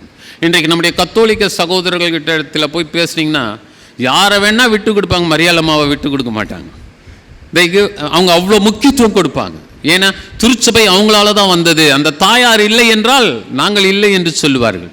இன்றைக்கு நானும் நீங்களும் இதை நன்றாக புரிந்து கொள்ள வேண்டும். இங்கு அவர்கள் தன்னுடைய பாடலில், தன்னுடைய உணர்ச்சி பொங்குகின்ற அந்த பாடலில் எலிசபெத் முன்னால சொல்றாங்க, அடிமையின் தாழ்மையை நோக்கி பார்த்தார். ஆசனங்களெல்லாம் அவர் தள்ளிட்டார், பணக்காரங்களெல்லாம் தள்ளிட்டார். ஆனால் யாரை தான் அவர் தெரிந்து கொண்டார்? என்னை தெரிந்து கொண்டார். இது ஒரு சிம்பாலிக் எக்ஸ்பிரஷன். இந்த கிஃப்ட் யாருக்கு? இந்த ஷிஃப்ட் யாருக்கு? யார் இயேசு கிறிஸ்துவை ஏற்றுக்கொள்கின்றார். மரியாளின் வாழ்க்கையில், எலிசபெத்தின் வாழ்க்கையில் இந்த அரவணைப்பு என்பது காணப்பட்டது, அன்பளிப்பு கொடுக்கப்பட்டது, இறைவனுடைய அரவணைப்பு காணப்பட்டது. மூன்றாவதாக இன்னொரு உண்மையும் நாம் பார்க்க முடிகின்றது, அது அங்கீகாரம். Gift, shift, rift. சமுதாயத்தில் இருந்த ஒரு தனித்தன்மை அங்கு எடுக்கப்பட்டு ஒரு சாதாரண ஒரு முத்திரை இருந்தது. இவங்க தான் பெரியவங்க, இவங்க தான் சரியானவங்க, இவங்க தான் இருக்கணும் அப்படின்ற ஒரு காரியம் இருந்தது. கடவுள் அதை தகர்த்தெறிகின்றார். ஆகவேதான் மரியாளின் கீதத்தை பற்றி இறையியல் வல்லுநர்கள் பேசும்போது என்ன சொல்வார்கள்? அதில் ரெவல்யூஷனை நம்ம பார்க்கலாம். Where we can see the revolution. புரட்சி. என்ன புரட்சி? கடவுள் யாரை தான் தெரிவு செய்கின்றார்? வலிமையற்றவர்களை, வலு இழந்தவர்களை, அறிவற்றவர்களை, அற்பமாக எண்ணப்பட்டவர்களை கடவுள் தெரிவு செய்கின்றார். இங்கு ஒரு பெரிய ரிஃப்ட் எடுக்கப்படுகின்றது. அவர்களுக்கு இடையில ஒரு சமுதாயத்தில் இருந்த ரிஃப்ட் என்பது, அங்கீகாரம் என்பது புதிதாக இறைவனால் கொடுக்கப்படுகிறது. அங்கு அன்பளிப்பு கொடுக்கப்பட்டது, அரவணைப்பு கொடுக்கப்பட்டது, அங்கீகாரம் கொடுக்கப்பட்டது. கிஃப்ட் கிடைத்தது, வாழ்க்கையில் ஒரு ஷிஃப்ட் கிடைச்சது. இப்போது வாழ்க்கையில் ஒரு ரிஃப்டையும் பார்க்குறாங்க. இன்றைக்கு நம்முடைய வாழ்க்கையில் நாம் நற்செய்தியை கொண்டாட அழைக்கப்படும். நற்செய்தியை கொண்டாடுகின்ற நாம் எப்படியாக இருக்க வேண்டும் என்றால், மரியாளை போல், எலிசபெத்தை போல் நாம் இருக்க வேண்டும். ஏனென்றால் அந்த நற்செய்தியை பெற்றுக்கொண்ட பிறகு அவங்க கிட்ட இருந்தது எக்ஸைட்மெண்ட், ஒரு பெரிய உணர்வு காணப்பட்டது. என்னுடைய கடவுள் எனக்கு இதை செய்து விட்டார். I got the gift. எனக்கு பரிசு கிடைத்து விட்டது, எனக்கு அன்பளிப்பு கிடைத்து விட்டது, எனக்கு அவருடைய அரவணைப்பு கிடைத்து விட்டது, எனக்கு அவருடைய அங்கீகாரம் கிடைத்து விட்டது. அந்த அங்கீகரிப்பு என்பது எனக்கு சிறப்பானது, நான் அதை கொண்டாட வேண்டும். அவர்கள் கொண்டாடுகின்றார். இன்றைக்கு நான் நீங்களும் எப்படியாக கொண்டாட போகிறோம்? கிறிஸ்துவுக்குள் அருமையானவர்களே, எவ்வளோ காலங்களில் நாம் கிறிஸ்மஸ் பண்டிகையை கொண்டாடி கொண்டே இருக்கின்றோம். இன்றைக்கு இந்த 3 உண்மைகளை நாம் சற்று யோசித்து பார்க்க வேண்டும். இன்றைக்கு பலருக்கு கிஃப்டாக நாம் கொண்டு வருகின்றோமே, இதனுடைய அடிப்படை என்ன? எனக்காக இயேசு கிறிஸ்து கிஃப்டாக வெகுமதியாக கொடுக்கப்பட்டார். அதை நான் பகுப்பாய்வு செய்து என்னுடைய வாழ்க்கையில் அதை உணர்ந்து இறைவனுக்குடைய தன்மையை வெளிப்படுத்துகின்ற விதத்தில் கொண்டு வருகின்றேன். கிறிஸ்துவுக்குள் அருமையானவர்களே, நாம் சிறப்பு உடை உடுத்திக் கொள்வது, சிறப்பு உணவு உட்கொள்வது கிறிஸ்மஸ் அல்ல, மற்றவர்களோடு பகிர்வது தான் கிறிஸ்மஸ். இன்றைக்கு அதற்காகத்தான் இந்த காலங்கள் கொடுக்கப்பட்டு இருக்கின்றன. முதல் தேதியை நாம் இறை சமூகத்திற்குள்ளாக கடந்து வந்து சற்று நாம் சிந்தித்து பார்க்க அழைக்கப்படும். ஒரு சில நாட்களுக்கு முன்பு ஒரு தம்பதியரை பல வருடங்கள் பொறுத்து நான் சந்தித்தேன். அவர்கள் அயல் நாட்டிலிருந்து சென்னை பட்டணத்திற்கு வந்திருந்தார்கள். அப்போது நான் பணி செய்த நிறுவனத்தில் நான் நிர்வாகியாக இருந்ததினால் அதற்கு உதவுவதாக கூப்பிட்டு என்னை ஒரு ஹோட்டலுக்கு வர சொல்லியிருந்தாங்க. நான் போன பிறகு ரொம்ப நாளுக்கு பிறகு பார்க்குறேனே, என்ன திடீர்னு என்னை கூப்பிட்டீங்க? இல்லையா, நீங்கள் இந்த நிறுவனத்தில் வேலை செய்கிறீங்க, இந்த முதியோருக்கு நாங்கள் உதவி செய்ய விரும்புகிறோம், இந்த கிறிஸ்மஸ்க்கு நாங்கள் அவங்களுக்கு வேண்டிய எல்லாமே நாங்கள் பொறுப்பெடுத்துக்கிறோம் அப்படின்னு. அப்போ கேட்டேன், what is the reason for that அப்படின்னு. அப்போ சொன்னாங்க, எங்களுக்கு கடவுள் ஒரு பெரிய கிஃப்ட் கொடுத்தாரு. என்ன கிஃப்ட்டு? 13 வருஷமாக எங்களுக்கு குழந்தை இல்லாமல் இருந்துச்சு. எத்தனை வருஷம்? 13 வருஷம். 13 வருஷம்னா எத்தனை பேர், 13,000 பேருக்கு மேலே அவங்கள பற்றி பேசியிருக்க மாட்டாங்க. இன்றைக்கி நம்ம உலகத்தில் கொஞ்சம் யோசிச்சு பாருங்கள், பேசுகிறது தான் ரொம்ப ஈஸியாக போயிடுச்சு. இன்றைக்கி யாராவது ஒருத்தர் ஏதாவது ஒன்று பண்ணிட்டா என்ன பண்ணுறோம்? தெரிஞ்சது தெரியாதது எல்லாத்தையுமே பேசிடுறோம். இன்றைக்கி மீடியாவில் அப்படி தான் இருக்குல்ல. இன்றைக்கி ஒரு சிறந்த ஒரு மனிதரை பற்றி அவர் ஒய்ஃபை பிரிஞ்சிட்ட பிறகு என்னென்னலாம் கதை வந்துச்சு. உடனே அவங்க ஒய்ஃபே சொல்கிறாங்க, அவங்க பிள்ளைகளே சொல்கிறாங்க. அதன் பிறகு அந்த உண்மை தெரிவுக்கு வருது. அப்படியாக அவர்கள் அதிகமாக பாதிக்கப்படும். பணம் இருக்குது பாரு, ஆனால் குழந்தை இல்லை பாரு, இப்படிலாம் பேசுனாங்கய்யா. ஆனால் கடவுள் எங்களுக்கு இப்போது இந்த குழந்தையை கொடுத்தாரு, உங்களுக்கு கூட தெரியாது. அதை நாங்கள் காட்டிட்டு உங்கள்கிட்ட ஜோம் பண்ணிவிட்டு இவங்களுக்கு கொடுக்க வந்தோம். அப்போ அந்த அம்மா சொன்னாங்க, ஏன் இந்த ஹோட்டலை நான் தெரிவு செஞ்சேன்னா, நீங்களாம் இந்த ஹோட்டலுக்கெலாம் வரத்துக்கு மறுக்கிறீங்க. நீங்கள் இந்த ஹோட்டலில் வந்து கூட 3 பேரை கூட்டிகிட்டு வாங்கினாங்க. நான் என்னோட இருந்த ஹின்மேட்ஸை கூப்பிட்டு போயிருந்தேன். அவங்களோட உட்காந்து சாப்பிட்டுட்டு வரும்போது நான் சாப்பிட்றத தயங்கினேன், அவங்கள சாப்பிட சொன்னேன். அப்போ தான் அவங்க சொன்னாங்க, ஐயா, இன்றைக்கு நற்செய்தியை கொண்டாடுற சமுதாயம் நாம், ஆனால் நம்மளுக்கிடையே இந்த நற்செய்தியை கொண்டாடுறதே இல்லை. இன்றைக்கி என் கடவுள் கொடுத்தாரு அப்படின்னு சொல்லிட்டு அவங்க ஒரு பெரிய தொகையை அந்த நிறுவனத்துக்கு காசு வழியாக கொடுத்தாங்க. அப்போது அவங்க சொன்னது, எனக்கு நற்செய்தி என் குழந்தை. 13 வருஷம் குழந்தை இல்லைன்னா எப்படி என் லைஃப்பை நான் கடந்து வந்திருப்பேன்? யோசித்து பாருங்கள். எங்களுக்கு எல்லாம் இருந்தது, எத்தனையோ பள்ளிக்கூடங்கள் இருந்தது, எத்தனையோ வசதிகள் இருந்தது, அயல் நாட்டிலும் எங்களுக்கு வசதிகள் இருக்கின்றது. ஆனால் இருக்க வேண்டியது இல்லை. கடவுளிடத்தில் மன்றாடினோம், எங்களது மன்றாட்டை அவர் கேட்டார். இன்றைக்கு சாட்சியாக நிற்கின்றோம். எங்களது குழந்தை காட்சியாக இருக்கின்றது. இதில் நாங்கள் பார்ப்பது இறைவனுடைய மாட்சி. அந்த மாட்சியில் கடவுள் எங்களுக்கு கொடுத்த கிஃப்டை நாங்கள் வெளிப்படுத்தணும். இன்றைக்கு நாங்கள் கிஃப்டை பெற்றுக்கொண்டோம், எங்களால் முடிந்த கிஃப்டை செய்கிறோன்னு சொன்னாங்க. கிறிஸ்துவுக்குள் அருமையானவர்களே, நம்முடைய வாழ்க்கையில் எதையோ நம்ம நினச்சோம், இதெல்லாம் கிடைக்காதுன்னு நினச்சோம், இன்றைக்கி நமக்கு கிடைச்சிருக்கு. கொஞ்சம் யோசித்து பாருங்கள். நானும் நீங்களும் உயிரோடு இருப்பதே நமக்கு பெரிய கிஃப்ட்டுங்க. என்னைக்கு COVID-19 நம்முடைய வாழ்க்கையில் குறுக்கிட்டதோ அன்றைக்கே நம்முடைய வாழ்க்கையின் ஒரு அத்தியாயம் முடிந்து விட்டது. திரும்பவும் நாம் உயிர் பெற்று இருக்கின்றோம். உயிர் பெற்று இருக்கின்றனா உதவாத காரியங்களை செய்யணுமா அல்லது உதவக்கூடிய காரியங்களை செய்யணுமா? சற்று யோசித்து பாருங்கள். வீண் பேச்சு, வீண் காரியங்கள் இவற்றை தவிர்த்து விட்டு நற்செய்தியை பேச நாம் அழைக்கப்படுகிறோம். நற்செய்தியை நாம் கொண்டாட அழைக்கப்படுகிறோம். இன்றைக்கு நற்செய்தியை கொண்டாடுவோம். காரணம், நமக்கு கிஃப்ட் கொடுத்திருக்கின்றார். நம்மை வாழ்க்கையிலிருந்து ஒரு ஷிஃப்ட்டுக்குள்ளே வழி நடத்தியிருக்கின்றார். வாழ்க்கையில் இருந்த ஏற்றத்தாழ்வுகள் ட்ரிஃப்டிலிருந்து நம்மை மாற்றி இருக்கின்றார். அவரது அன்பளிப்புக்கு முக்கியத்துவம் கொடுப்போம், அவரது அரவணைப்பை சுவைப்போம், அவரது அங்கீகரிப்பில் தொடர்ந்து பயணிப்போம். கடவுள் தாமே நம்மை ஆஸ்வதித்து வழி நடத்துவாராக. ஆமீன். ஜெபம் செய்வோம்.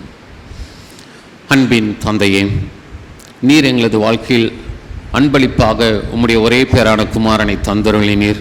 அதை நினைத்து பார்ப்பதற்கும் நிறுத்து பார்ப்பதற்கும் நிலைத்து நிற்பதற்கும் நற்செய்தியை கொண்டாடுங்கள் என்ற தலைப்பை நீர் கொடுத்தீர். ஆண்டவரே, உண்மையாகவே நாங்கள் நற்செய்தியை கொண்டாட நீர் எங்களை ஆஸ்வதித்து வழிநடத்த வேண்டும் என்று எங்கள் கர்த்தராகிய இயேசு கிறிஸ்துவின் மூலமாய் வேண்டிக் கொள்கிறோம் பிதாவே. ஆமென். கடவுளுடைய அருள் செய்தியை கேட்டு நாம் அனைவரும் எழுந்திருந்து நிச்சயா விசுவாச பிரமாணத்தை அனைவரும் சேர்ந்து ஏறெடுப்போம்.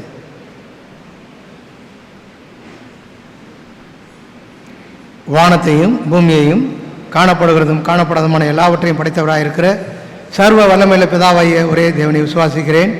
ஒரே கர்த்தருமாய் என்னுடைய ஒரே பேரான குமாரனுமாய் இருக்கிற இயேசு கிறிஸ்துவை விசுவாசிக்கிறேன்.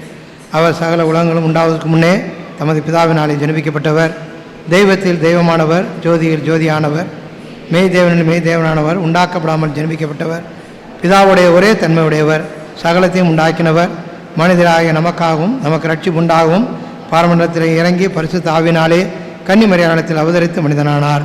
நமக்காக பொந்தி பாலத்தின் காலத்தில் சிலுவையில் அறையுண்டு பாடுபட்டு அடக்கம் பண்ணப்பட்டார். வேத வாக்கியங்கள்படி 3ஆம் நாள் உயிர் தெழுந்தார். பரமண்டலத்திற்கு ஏறி பிதாவின் வலது பரத்தில் வீற்றிருக்கிறார். உயிருள்ளவரையும் மரித்தவரையும் நியாயந்திருக்க மகிமையோடு திரும்ப வருவார். அவருடைய ராஜ்யத்திற்கு முடிவில்லை. கர்த்தருமாய் ஜீவனை கொடுக்கிறவருமாய் பிதாவிலும் குமாரன் நின்று புறப்படுகிறவருமாய் பிதாவோடும் குமாரனோடும் கூட தொழுது தோத்தரிக்கப்படுகிறவருமாய் தீர்க்கதரிசிகள் மூலமாய் உரைத்தவருமாயிருக்கிற கிறிஸ்து ஆவியை விசுவாசிக்கிறேன். ஒரே பரிசுத்த பொதுவான அப்போஸ்தலர் திருச்சபையை உண்டென்று விசுவாசிக்கிறேன். பாவ மன்னிப்புக்கு நியமிக்கப்பட்ட ஒரே ஞானஸ்தானத்தை அறிக்கையிடுகிறேன். மரித்தோர் உயிர் தெழுதலும் மறுமைக்குரிய ஜீவனம் உண்டாகும் என்று காத்திருக்கிறேன். ஆமென். சபையார் அனைவரும் அமரும்படியாக அன்போடு அழைக்கின்றேன். இந்த நாளில் வழிபாட்டில் பங்கு பெற்றுக் கொண்டிருக்கின்ற உங்கள் அனைவரும் கர்த்தராகிய இயேசு கிறிஸ்துவின் திருப்பெயரில் வாழ்த்தி வரவேற்கின்றோம்.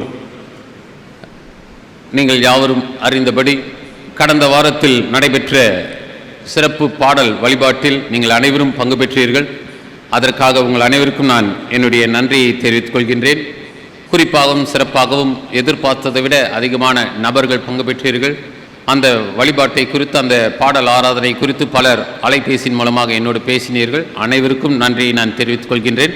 இத்தகைய விதத்தில் நாமும் வெளியே செல்ல வேண்டும். இத்தகைய விதத்தில் நம்முடைய பதிவும் நம்முடைய கிறிஸ்தவத்தில், நம்முடைய சென்னை பேராயத்தில் உருவாக்கப்பட வேண்டும். அதற்காக நீங்கள் ஜெபியுங்கள். அதற்காக ஒன்றுபட்டு செயல்படும்படியாக அன்போடு அழைக்கின்றேன். அந்த நாளில் உதவி அனைவருக்கும், குறிப்பாக அருமையான சகோதரர் எபி அவர்கள் அதை யூடியூப் பண்ணி கொடுத்திருக்கின்றார். இன்றைக்கும் அவர் பண்ணி கொண்டு இருக்கின்றார். ஆகவே அவருக்கும், ஒளிபெருக்கி சாதனங்களில் நமக்கு உதவி செய்த ஜோ அவர்களுக்கும் நன்றியை நான் தெரிவித்துக் கொள்கின்றேன். அந்த நாளில் அனைத்து நிகழ்வுகளும் நல்ல முறையில் நடைபெறுவதற்கு உதவின சேகரக்குழு உறுப்பினர்கள் மற்றும் சபையின் தன்னார்வ தொண்டர்கள் அனைவருக்கும் நன்றியை நான் தெரிவித்துக் கொள்கின்றேன். இந்த வாரத்தில் நாம் ஏழை எளிய மக்களுக்கென்று ஆடை அணிகலனை கொடுத்து கொண்டு இருக்கின்றோம். இந்த வாரத்தில் கொடுக்க தவறியவர்கள் வருகின்ற வாரத்தில் கொடுக்கலாம். ஏனென்றால் கடந்த நாட்களில் நமக்கு ஏற்பட்ட மழை, வெள்ளம் இவற்றின் மூலமாக நாம் கடைகளுக்கு செல்ல முடியாமல் இருக்கலாம். ஆகவே அடுத்த பாடல் பாடப்படும் போது நீங்கள் கொண்டு வரலாம். இந்த வாரத்தில் எடுத்து வராதவர்கள் அடுத்த வாரத்தில் படைக்கலாம். ஒருவேளை நாங்கள் கடைக்கு சென்று வாங்க முடியவில்லை என்றால் நீங்கள் ஒரு கவரில் இதற்குரிய காணிக்கையை அதற்கென்று இயர்மார்க் பண்ணி எழுதி நீங்கள் போடலாம். அதை நாங்கள் அதற்கென்று பயன்படுத்துவோம். ஆகவே நீங்கள் அதனை மனதில் கொண்டு செயல்படும்படியாக உங்களை அன்போடு அழைக்கின்றேன். இன்றைய ஆராதனைக்கு பிறகு ஆண்கள் ஐக்கிய சங்கம் நடைபெறும். மாலை வழிபாடும் ஆண்கள் ஐக்கிய சங்கத்தினரால் நடத்தப்படும். இந்த மாதத்திற்குரிய பாரிஷ் பேப்பர், நம்முடைய புல்லட்டின், மந்த்லி புல்லட்டின் அச்சிடப்பட்டு இருக்கின்றது. அது குடும்பத்திற்கு ஒன்றாக நீங்கள் பெற்று சொல்லும்படியாக உங்களை அன்போடு அழைக்கின்றேன். இதில் அனைத்து நிகழ்வுகளும் இடம்பெற்றிருக்கின்றது. தயவு செய்து உங்களது நாட்காட்டியில் அதை குறித்து வைத்துக் கொள்ளும்படியாகவும் நீங்கள் பங்கு பெறும்படியாகவும் உங்களை அன்போடு அழைக்கின்றேன். வருடத்திற்கு ஒரு முறை கிறிஸ்துமஸ் கொண்டாட்டங்களை டிசம்பர் மாதங்களில் நாம் பெற்றிருக்கின்றோம். இதை நாம் தவிர்க்கக்கூடாது. இதை முறையாக எடுத்துக்கொண்டு என்னதான் நமக்கு வேலைகள் இருந்தாலும் இதில் பங்கு பெறுவதற்கு நமக்கு ஆசீர்வாதமாக இருக்கும். ஒருவேளை கடந்த மாலை பொழுதில், கடந்த வாரத்தில் நடைபெற்ற அந்த சிறப்பு பாடல் வழிபாட்டில் பலர் பங்கு பெற்றீர்கள். வயதானவர்கள் பலர் பங்கு பெற்றீர்கள். எனக்கு சந்தோஷமாக இருந்தது. இத்தகைய விதத்தில் தான் நாம் நம்முடைய அடையாளத்தை வெளிப்படுத்த வேண்டும். ஆகவே தொடர்ந்து நீங்கள் அவ்வாறு செயல்படும்படியாக உங்களை அன்போடு அழைக்கின்றேன். அவ்வாறே வருகின்ற நாட்களில் நம்முடைய ஆலயத்திற்கென்று தேவையான பொருட்கள் வாங்கி தருவதற்கு நீங்கள் உதவும்படியாக உங்களை அன்போடு அழைக்கின்றேன். நமக்கு இந்த பெஞ்சஸ் தேவைப்படுகின்றது. கடந்த வாரத்தில் ஒரு குடும்பத்தினர் என்னை சந்தித்து 10,000 ரூபாய் கொடுத்தார்கள். அவர்களுக்கும் இந்த நேரத்தில் நான் நன்றியை தெரிவித்துக் கொள்கின்றேன். இந்த பெஞ்சஸ் செய்வதற்கு ஒரு பெஞ்ச் விலை 4,000 ரூபாய் அடக்கமாகின்றது. முடிந்தவர்கள் உதவும்படியாக உங்களை அன்போடு அழைக்கின்றேன். மேலும் வருகின்ற காலகட்டங்களில் கிறிஸ்துமஸ் சார்ந்து பல செலவுகள் நம்மிடையே இருப்பதினால் தாராளமாக நீங்கள் கிறிஸ்துமஸ் பண்டிகைக்கென்று காணிக்கை கொடுக்கும்படியாக உங்களை அன்போடு அழைக்கின்றேன். நாம் கிறிஸ்துமஸ் பண்டிகையின் போதும் நியூ இயர் போதும் நம்முடைய சபையாருக்கு நாம் கேக்ஸ் போன்றவை கொடுப்போம். அதற்கு ஸ்பான்சர்ஷிப் செய்ய விரும்புகின்றவர்கள், கொடுத்து விரும்புகின்றவர்களும் கொடுக்கும்படியாக உங்களை அன்போடு அழைக்கின்றேன். இந்த வாரத்தில் நம்முடைய பாடகர் குழுவினர் எந்தெந்த இடங்களை சந்திக்கின்றார்கள் என்பது நமக்கு நம்முடைய பாரிஷ் புல்லட்டினில், பாரிஷ் பேப்பரில் கொடுக்கப்பட்டு இருக்கின்றது. அதை நீங்கள் குறித்து வைத்துக் கொள்ளுங்கள். மழை இல்லை என்றால் நிச்சயமாக நாங்கள் வந்து விடுவோம். கடந்த வாரத்தில் போடப்பட்ட அத்தனை இடங்களையும் நாங்கள் சந்தித்து விட்டோம். நாளை தினத்தில் செவ்வாய்க்கிழமை ஆலய வளாகம், MES சாலை முதல் பகுதி, MCC மாதிரி கிராமம், UVS ஐயர் தெரு, ஷர்மா தெரு. செவ்வாய்க்கிழமை 3ஆம் தேதி இந்த இடங்களை நாங்கள் சந்திக்கின்றோம். 4ஆம் தேதி புதன்கிழமை MES சாலை 2வது குறுக்கு தெரு, தெற்கு தெரு, நடு தெரு, தெற்கு தெரு விரிவு ஆகிய இடங்களை புதன்கிழமை 4ஆம் தேதி சந்திக்கின்றோம். 5ஆம் தேதி வியாழக்கிழமை MES சாலை 3வது தெரு, பான்ஸ் காலனி, நல்லவர் தெரு, மோதிலால் நகர், லட்சுமி நகர் ஆகிய தெருக்களில் இருக்கின்ற நம்முடைய குடும்பத்தினரை 5ஆம் தேதி சந்திக்கின்றோம். 6ஆம் தேதி வெள்ளிக்கிழமை விவிஎஸ் ஐயர் தெரு, பஜனை கோயில் தெரு, பரளி நெல்லையப்பா தெரு, மகாலட்சுமி தெரு, சுதானந்தா பாரதி தெரு போன்ற இடங்களுக்கு பாடகர் குழுவினர் வருகை புரிவார்கள். நீங்கள் இதை மனதில் கொண்டு செயல்படும்படியாக உங்களை அன்போடு அழைக்கின்றேன். தாராளமாக காணிக்கைகளை கொடுங்கள். வருகின்ற பாடகர் குழுவினருக்கு டீ காஃபி நீங்கள் தவிர்க்கும்படியாக உங்களை அன்போடு அழைக்கின்றேன். அந்த நேரத்தில் யாருமே டீ காஃபி குடிக்க விரும்புகிறாங்க.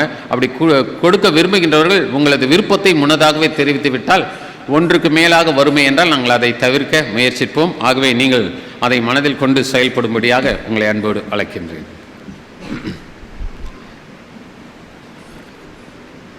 இந்த வாரத்தில் பிறந்த நாட்களை கொண்டாடுபவர்கள்: முதல் தேதி இன்றைய தினம் திருமதி ஸ்வர்ணா வாஷிங்டன், திருமதி ஷீபா, பேபி ரேச்சல் ஜாய்ஸ். 2ஆம் தேதி திரு ஜி வின்சென்ட் ராஜபூஷணம், திருமதி ஜே கீதா.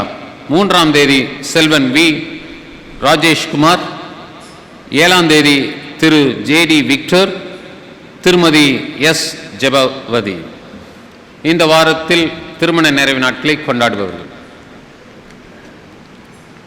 2ஆம் தேதி திருமதி சி கிளாடி ஃப்ளோயஸ் மற்றும் திரு டி கெல்வின் ஜோயல் கிறிஸ்டபர். 3ஆம் தேதி திருமதி லக்ஷ்மி ரெபேக்கால், திரு கே நெல்சன் முருகேசன். 4ஆம் தேதி திருமதி ஐ ஷீபா ஜாஸ்மின், திரு எம் இமானுவல் ஜேசுதாஸ். 5ஆம் தேதி திருமதி எஸ் ஷர்லி மற்றும் திரு பி மனு. 6ஆம் தேதி திருமதி ஆர் ஜெனிதா சுமி மற்றும் திரு டி ராஜா சிங். இந்த வாரத்தில் பிறந்த நாட்களையும் திருமண நிறைவு நாட்களையும் கொண்டாடுபவர்களை இறைவனுடைய திருப்பெயரில் வாழ்த்துகின்றோம். நம்முடைய பொருளர் அவர்கள் வருமானம் குறித்து சொன்ன பிறகு அவர்களுக்குரிய சிறப்பு பாடல் பாடப்படும். அப்போது அந்த நாளுக்குரியவர்கள் எழுந்து நிற்கும்படியாக அன்போடு அழைக்கின்றோம்.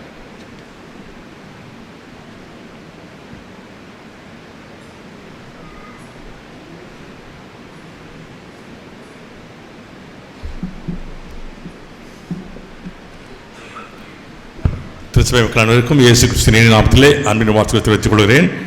சென்ற வார காணிக்கை விவரம்: 24/11/2024 காலை 8:30 மணி ஆராதனை. பொதுவான காணிக்கை ரூபாய் 14,710, ஏலம் 450, ஸ்தோத்திர காணிக்கை 1000, சந்தா 18,100, ஏழைகள் நிதி 3,760, நற்செய்தி பணி 1,360, பெண்கள் ஐக்கியம் 750, வாலிப ஐக்கியம் 250, ஆண்கள் ஐக்கியம் 1,220, ஞாயிறு பள்ளி 950, விடுதிகள் நிதி 1,470, கல்லணை தோட்ட நிதி 1,420. Cottage pray meeting offering mister Israel Usha family ரூபாய் 1000, சிஎஸ்ஐ மிடில் ஸ்கூல் ரூபாய் 400, ஹார்வெஸ்ட் ஃபெஸ்டிவல் டியூஸ் ரூபாய் 1000, தசமபாகம் ரூபாய் 9,750. பில்டிங் ஃபண்ட் ப்ராமிஸ் கார்டு வழியாக ரூபாய் 4,800, சந்தா கார்டு வழியாக ரூபாய் 2,670, special covers for building fund ரூபாய் 5,700. மாலை ஆராதனை காணிக்கை, அதாவது எக்யூமெனிக்கல் கேல் சர்வீஸ் காணிக்கை ரூபாய் 7,630. மொத்த காணிக்கை 78,390, 78,390. இந்த வாரத்தில் பிறந்த நாட்களையும் திருமண நிறைவு நாட்களையும் கொண்டாடுபவர்கள் எழுந்து நிற்கும்படியாக அன்போடு அழைக்கின்றேன். இப்போது வாழ்த்து பாடல் பாடப்படும்.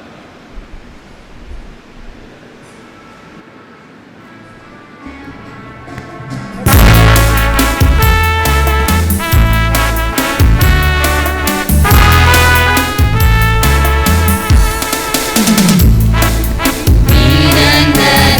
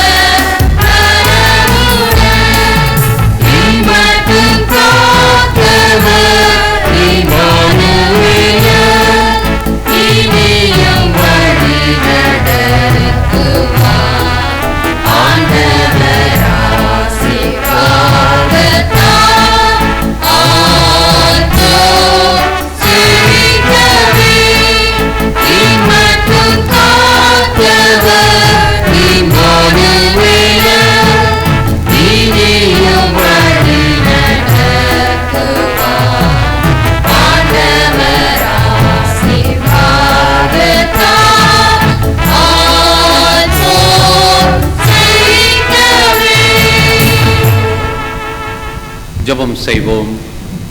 அன்பின் தந்தையே, சிறப்பு தினங்களை எங்களது வாழ்க்கையில் தந்து எங்களை சிறப்பிக்கின்ற தாயின் தந்தையுமாகிய இறைவனே, உம்மை துதிக்கின்றோம், உம்மை போற்றுகின்றோம், உம்முடைய பாதத்தை பணிகின்றோம். இந்த வாரத்தில் பிறந்த நாட்களை கொண்டாடுகின்ற எங்களது குடும்பத்தின் அன்பர்களை உம்முடைய திருக்கரங்களில் நாங்கள் ஒப்படைக்கின்றோம். பெரியோரையும் சிறியோரையும் நீர் ஆஸ்வதியும். ஒவ்வொருவருக்கும் புதிய ஆண்டு என்பது மிகவும் சிறப்பாக அமைய நீர் அருள் தாரும். நீர் பிறந்த மாதத்தில் அவர்கள் பிறந்திருக்கின்றார்கள் என்ற உணர்வோடு உம்முடைய நற்செய்திக்குரியவர்களாக எப்போதும் ஜீவிக்கவும் நற்செய்தி பணியில் ஈடுபடவும் அவர்களை ஆஸ்வதியும். ஒவ்வொருவருக்கும் தேவையான நல்ல சுகத்தியமலத்தை தாரும். அவ்வாறே தந்தையே, எங்களது திருக்குடும்பத்தில் இந்த வாரத்தில் திருமண நிறைவு நாளை கொண்டாடுகின்ற தம்பதியரை நீர் ஆஸ்வதியும். ஒவ்வொருடைய இல்லறத்திலும் உம்முடைய இனிய செய்தியாகிய நற்செய்தி உயர்ந்து காணப்பட அவர்களது இல்லறத்தை நல்லறமாக நீர் ஆஸ்வதித்து தரும்படியாக நாம் ஜெபிக்கின்றோம். கர்த்தர் எங்களுக்கு அருட்கொடையாக இல்லற வாழ்க்கையை தந்திருக்கின்றார். அந்த இல்லறத்தை அலங்கரிக்க நல்லறத்தை வெளிப்படுத்தி கொண்டிருக்கின்றோம். அதில் குழந்தை செல்வங்களையும் தந்திருக்கின்றார். எல்லா விதமான ஆசீர்வாதத்தை தந்திருக்கின்றார். ஆகவே இந்த கிறிஸ்துமஸ் மாதத்தில் நாங்கள் இத்தகைய கொண்டாட்டத்தை வேறு விதத்தில் வெளிப்படுத்துவோம் என்று அவர்கள் நற்செய்தி தாங்கி செயல்பட நீர் அருள் தாரும். ஒவ்வொருவருக்கும் தேவையான எல்லா விதமான ஆசீர்வாதத்தையும் ஆரோக்கியத்தையும் நீர் அருட்கொடையாக தரும்படியாக நாம் ஜெபிக்கின்றோம். குடும்ப வாழ்க்கையில் அவர்கள் சந்திக்கின்ற பள்ளங்கள் மேடுகள் அனைத்திலும் நீர் அவர்களோடு கூட இருந்து அவர்களை நிறைவின் பாதையில் வழிநடத்தும்படியாக நாங்கள் கெஞ்சுகின்றோம். தொடர்ந்து நீர் ஒவ்வொருவரையும் காத்துக்கொள்ளும். பிறந்த நாட்களையும் திருமண நிறைவு நாட்களையும் கொண்டாடுபவர்களை நீர் தாமை தொடர்ந்து ஆசீர்வதித்து வழிநடத்த வேண்டும் என்று எங்கள் கர்த்தராகிய இயேசு கிறிஸ்துவின் மூலமாய் வேண்டிக் கொள்கிறோம் பிதாவே. கிறிஸ்துவுக்குள் அருமையானவர்களே, நம்முடைய நிகழ்ச்சி நேரலை பார்ப்பீர்கள் என்றால் அடுத்த வாரம் மாலை பொழுது நம்முடைய சண்டே ஸ்கூல் பிள்ளைகளுடைய கிறிஸ்மஸ் ட்ரீ நம்முடைய ஆலயத்தில் நடைபெற இருக்கின்றது. இது மிகவும் சிறப்பானது. ஒருவேளை கொஞ்சம் யோசித்து பார்க்கும்போது சிறு பிள்ளைகளை நாம் ஊக்கப்படுத்த வேண்டும். அவர்களை ஊக்கப்படுத்துவது நம்முடைய எதிர்கால வாழ்க்கைக்குரிய ஒரு ஆக்கமாக இருக்கும். இன்றைக்கு அவர்கள் மத்தியில் நாம் இறைப்பணியை செய்கின்றோம். ஆகவே அந்த நிகழ்வில் பெற்றோரும் பெரியோரும் சபையார் அனைவரும் பங்கு பெறும்படியாக உங்களை அன்போடு அழைக்கின்றேன். ஆகவே அதற்காக பிள்ளைகள் ஆயத்தப்படும் பொழுது பிள்ளைகளை நீங்கள் அனுப்பி வைக்கும்படியாகவும் அன்போடு அழைக்கின்றேன். அவ்வாறே நம்முடைய ஆலயத்தின் ஆண்டு விழாவும் இந்த மாதத்தில் தான் வருகின்றது. அதை சிறப்பிக்கும் விதத்தில் ஐக்கிய விருந்து நமக்கு உண்டு. அதற்கு முன்னதாக ஒரு பட்டிமன்றம் நடத்தும்படியாக நாம் அழைக்கப்பட்டு இருக்கின்றோம். அந்த பட்டிமன்றத்திற்கு கொடுக்கப்பட்டு இருக்கின்ற தலைப்பு கிறிஸ்தவத்தில் இருப்பது சாட்சியா காட்சியா? கிறிஸ்தவத்தில் இருப்பது சாட்சியா அல்லது காட்சியா? இதை குறித்து பேச விரும்புகின்றவர்கள் உங்களது பெயர்களை என்னிடத்தில் கொடுக்கும்படியாக உங்களை அன்போடு அழைக்கின்றேன். திரு அருள் பிரகாசம் அவர்கள் வருகின்ற 22ஆம் தேதி இங்கு வருகை புரிகின்றார். காலை வழிபாடு முடிந்த பிறகு அந்த சிறப்பு பட்டிமன்றம் நடைபெறும். அதில் நாம் அனைவரும் பங்கு பெற வேண்டும். அதன் நிறைவில் நாம் ஐக்கிய விருந்திற்குள்ளாக கடந்து செல்ல இருக்கின்றோம். ஆகவே இந்த பட்டிமன்றத்தில் பேச விரும்புகின்றவர்கள் உங்களது தலைப்பு சார்ந்து உங்களது பெயர்களை என்னிடத்தில் தெரிவிக்கும்படியாக உங்களை அன்போடு அழைக்கின்றேன். நாம் நம்முடைய காணிக்கை பாடலாக நாம் அனைவரும் எழுந்து நின்று எக்கால சத்தம் வானில் துணிக்கும் என்ற பாடலை பாடுவோம். திருப்பாடலில் 52வது பாடல். அப்போது நாம் நம்முடைய காணிக்கையும் நன்றி செலுத்துதலையும் ஏழை எளிய மக்களுக்கென்று நாம் கொண்டு வந்திருக்கின்ற ஆடைகளையும் இறைவனுடைய சமூகத்தில் படைப்போம்.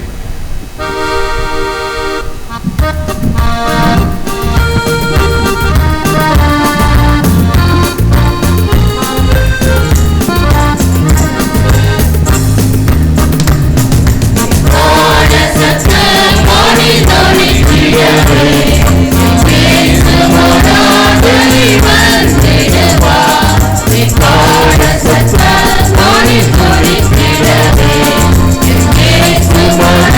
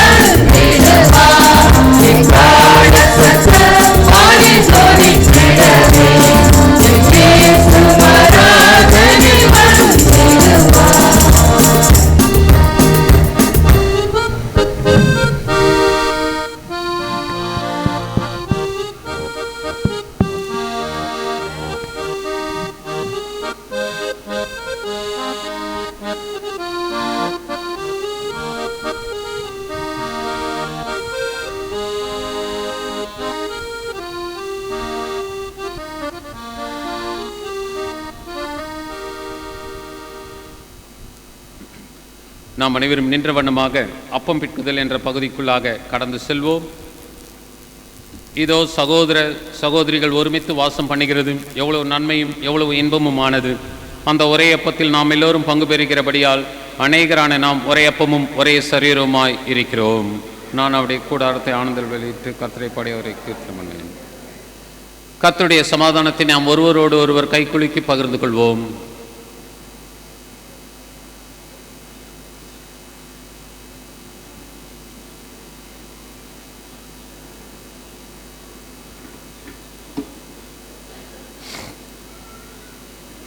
நின்றவடமாக ஜெபம் செய்வோம். பரிசுத்த பிதாவே, உமது கிருபாஸ்த நன்றியில் பிரவேசிப்பதற்கு புதியதும் ஜீவனுமான மார்க்கத்தை உமது அருமையான குமாரனின் இரத்தத்தினால் எங்களுக்கு உண்டு பண்ணினீரே. நாங்கள் அபாத்திரராயினும் அவர் மூலமாக உம்மண்டை வருகிறோம். எங்களையும் இந்த காணிக்கையும் உம்முடைய நாம மகிமைக்காக அங்கீகரித்து உபயோகிக்கும்படியாக தாழ்மையோடு வேண்டிக் கொள்கிறோம். வானத்திலும் பூமியிலும் உள்ளவைகள் எல்லாம் உம்முடையவைகள். உமது கரத்தில் வாங்கி உமக்கே கொடுக்கிறோம். ஆமேன். அனைவரும் இணைந்து சொல்வோம். இயேசுவே, உத்தம பிரதான ஆசாரியரே, நீர் உமது சீடர்கள் மத்தியில் பிரசன்னமாக எங்களுக்கு வெளிப்படுத்தியுள்ளோம். நீரே பிதாவோடும் பரிசுத்தாவியோடும் சதா காலமும் ஒரே கடவுளாக ஜீவித்து அரசாளுகிறீர். ஆமேன். ஆண்டவர் உங்களோடு இருப்பாராக. உங்கள் இருதயத்தை உயர்த்துங்கள். நம்முடைய ஆண்டவராகிய கடவுளுக்கு ஸ்தோத்திரம் செலுத்த கடவோம். அமர்ந்து ஜெபிப்போம்.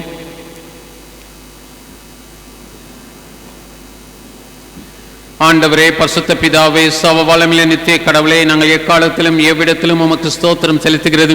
தகுதியும் நீதியும் எங்களுக்கு விசேஷித்த கடமையாயிருக்கிறது. உமது குமாரனும் எங்கள் ஆண்டவருமாகிய இயேசு கிறிஸ்துவின் மூலமாக நீர் வானங்களையும் பூமியையும் அவைகளில் எல்லாவற்றையும் சிருஷ்டித்தீர். மனிதனையும் உமது சாயலாக உண்டாக்கினீர். அவன் பாவத்தில் விழுந்தபோது புது சிருஷ்டியின் முதற் பலனாக நீர் அவனை மீட்டுக் கொண்டீர். ஆதலால் தூதரோடும் பிரதான தூதரோடும் பரமசபை அனைத்தோடும் நாங்களும் மகிமையுள்ள நாமத்தை புகழ்ந்து மேன்மைப்படுத்தி, சேனைகளின் கர்த்தராகிய தேவனே, நீர் பரிசுத்தர் பரிசுத்தர் பரிசுத்தர், வானமும் பூமியும் உமது மகிமையால் நிறைந்திருக்கின்றன. உன்னதமானவராகிய தேவரிற்கு மகிமை உண்டாவதாக என்ற உன்னை ஸ்தோத்திரிக்கிறோம். கர்த்தரின் நாமத்தினாலே வந்தவரும் வரையுமான ஸ்தோத்திரிக்கப்பட்டவர். உன்னதத்தில் ஓசன்னா. ஆம் பிதாவே, நீர் பரிசுத்தர், நீர் ஸ்தோத்திரிக்கப்பட்டவர். தேவரீர் மனிதர்கள் உருக்கமாய் அன்பு கூர்ந்து முதுவரை பேரான குமாரனாகிய இயேசு கிறிஸ்து எங்கள் தன்மையை தரித்துக் கொள்ளவும் சிலுவையில் மறித்து எங்களை மீட்டுக் கொள்ளவும் அவரை தந்துருளினீரே. அவர் சிலுவையில் ஒரே தரம் தம்மை தாமே ஏகபலியாக ஒப்புக் கொடுத்து சர்வலோகத்தின் பாவங்களை நிவர்த்தி செய்வதற்கு நிறைவும் பூரணமும் போந்ததுமான பலியையும் காணிக்கையும் பரிகாரத்தையும் செலுத்தினதும் அல்லாமல் தமது அருமையான மரணத்தை இன்றைக்கு நினைப்பூட்டும் ஞாபகத்தை நியமித்து தாம் திரும்ப வருமளவும் நாங்கள் அதை அனுசரித்து வரும்படியும் தமது பரிசுத்த சுவிசேஷத்தில் கட்டளையிட்டு அருளினாரே. இயேசு கிறிஸ்து தாம் காட்டிக் கொடுக்கப்பட்ட ராத்திரியிலே அப்பத்தை எடுத்து ஸ்தோத்திரம் பண்ணி அதை பிட்டு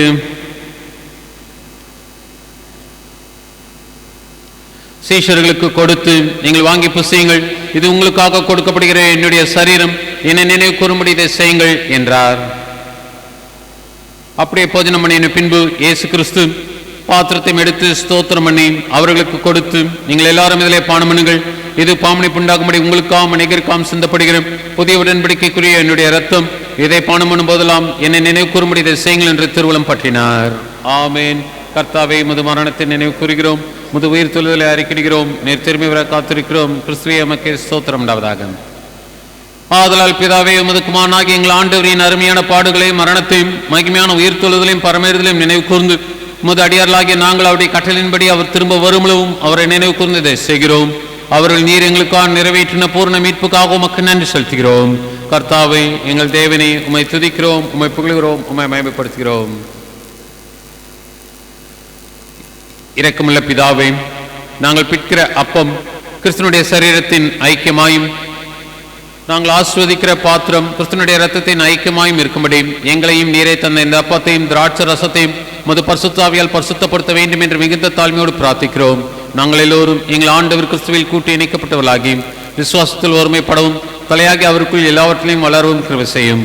அவரோடும் பரிசுத்தாவியோடும் ஐக்கியமாக இருக்கிறேன். சர்வ வல்லமையுள்ள பிதாவாகிய உமக்கு அவர் மூலமாய் சகல கனமும் மகிமையும் என்றென்றைக்கும் உண்டாவதாக. ஆமென். நமது இரட்சகராகிய கிறிஸ்து கற்பித்தபடி அவரில் நமக்கு அருளப்பட்ட தைரியத்தோടെ சொல்லுவோம். பரமண்டலங்களில் இருக்கின்ற எங்கள் பிதாவே, சித்த பருவத்திலே செய்யப்படுவது போல பூமியிலேயும் செய்யப்படுவதாகும். அன்றுள்ள அப்பத்தை எங்களுக்கு இன்று தாரும். எங்களுக்கு விரோதமாய் குற்றம் செய்கிறோம் நாங்கள் மன்னிக்கிறது போல எங்கள் குற்றங்களை எங்களுக்கு மன்னியும். எங்களை சோதனைக்குள் பிரவேசிக்க பண்ணாமல் ரட்சித்துக் கொள்ளும். ராஜ்யமும் வல்லமையும் மகிமையும் என்றென்றைக்கும் இடைவெளி. ஆமென். நாம் நம்முடைய தகுதியின்மை உணர்ந்து தொடர்ந்து வருகின்ற ஜெபத்தையும் இறைவனுடைய பார்வையில் உண்மையாக எடுப்போம். அனைவரும் இணைந்து சொல்வோம். இரக்கமுள்ள கர்த்தாவே, எங்கள் சுய நீதியை நம்பி நாங்கள் நம்முடைய பந்தியில் சேர துணியாமல் தேவனுடைய அளவற்றத்தையை நம்பி சேர்கிறோம். உடைய மேசின் கேள்வியிலும் துணிக்கைகளையும் பொறிக்கல நாங்கள் பாத்திரர் அல்ல. ஆனாலும் தேவரீர் எப்போதும் இரக்கம் செய்கிற லட்சணமுடைய மாறாதாண்டவராயிருக்கிறேன். ஆகையால் கிருபையுள்ள கர்த்தாவே, அருமையான குமாரனாகிய இயேசு கிறிஸ்துவின் விலைமதியாத சரீரத்தாலும் இரத்தத்தாலும் எங்கள் பாவமுள்ள சரீரமும் ஆத்மாவும் சுத்தமாகி எப்போதும் நாங்கள் அவருக்குள்ளும் அவர் எங்களுக்குள்ளும் வாசமாயிருப்பதற்கு ஏற்ற விதமாய் அவருடைய சரீரத்தை புசித்து அவருடைய இரத்தத்தை பானம் பண்ண எங்களுக்கு கிருபை செய்தருளும். ஆமென். நாம் பிற்கிற அப்பம் கிறிஸ்துனுடைய சரீரத்தின் ஐக்கியமாய் இருக்கிறது அல்லவா? உலகத்தின் பாத்திரம் திரு தேவாட்டுக்குட்டியை எங்களுக்கு இறங்கும். உலகத்தின் பாத்திரம் திரு தேவாட்டுக்குட்டியை எங்களுக்கு இறங்கும். உலகத்தின் பாத்திரம் திரு தேவாட்டுக்குட்டியை எமது சமாதானத்தை தாரும்.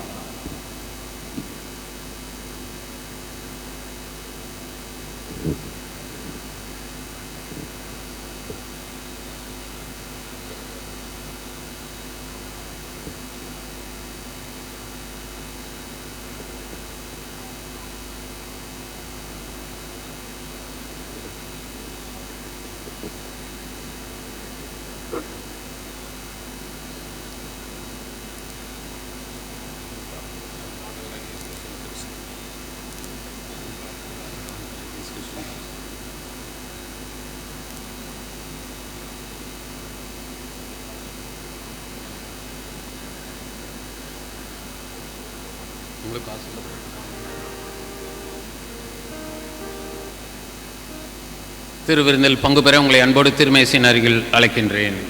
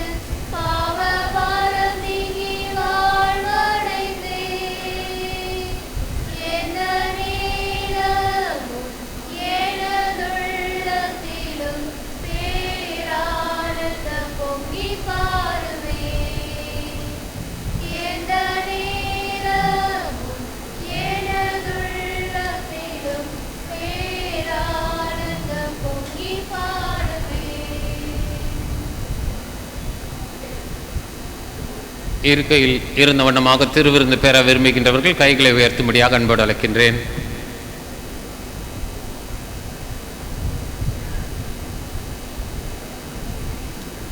யாரும் இல்லையா?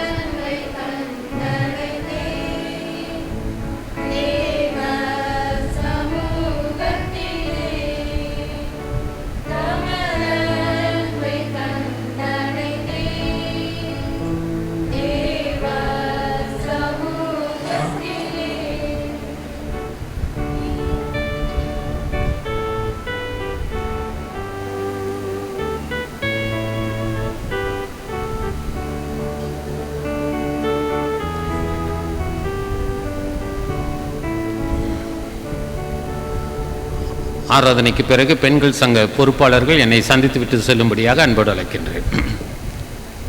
கிறிஸ்துவின் சரீரம் இரத்தமாகிய சாக்கிரமந்தை விசுவாசத்தினால் பெற்றுக்கொண்டவர்களாகிய நாம் எல்லாம் உள்ள இறைவனுக்கு நன்றி செலுத்துவோமாக. அனைவரும் இணைந்து சொல்வோம். என் ஆத்மாவே கர்த்தரை ஸ்தோத்ரி, என் முழு உலமையோட பரிசுநாமத்தை ஸ்தோத்ரி. என் ஆத்மாவே கர்த்தரை ஸ்தோத்ரி, கர்த்தர் செய்த சகலவாழ்வை மறவாதே. ஆம்.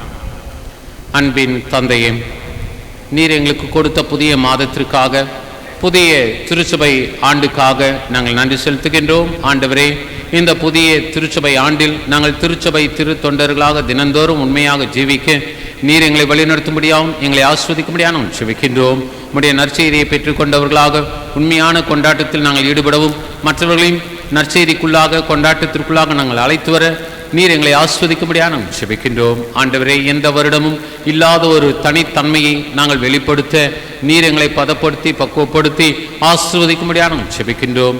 எங்களது உள்ளங்களை நாங்கள் உமக்குரிய குடிலாக, உமக்குரிய இருப்பிடமாக எப்போதும் வைத்திருக்கவும், அதில் உம்முடைய இருப்பிடம் என்பது, இருப்பு என்பது காணப்படவும் நாங்கள் செபிக்கின்றோம். ஆராதனையில் பங்கு பெற்ற ஒவ்வொருவருடைய வாழ்க்கையிலும் நீர் தொடர்ந்து உம்முடைய திருவுள சித்தத்தை நிறைவேற்றும்.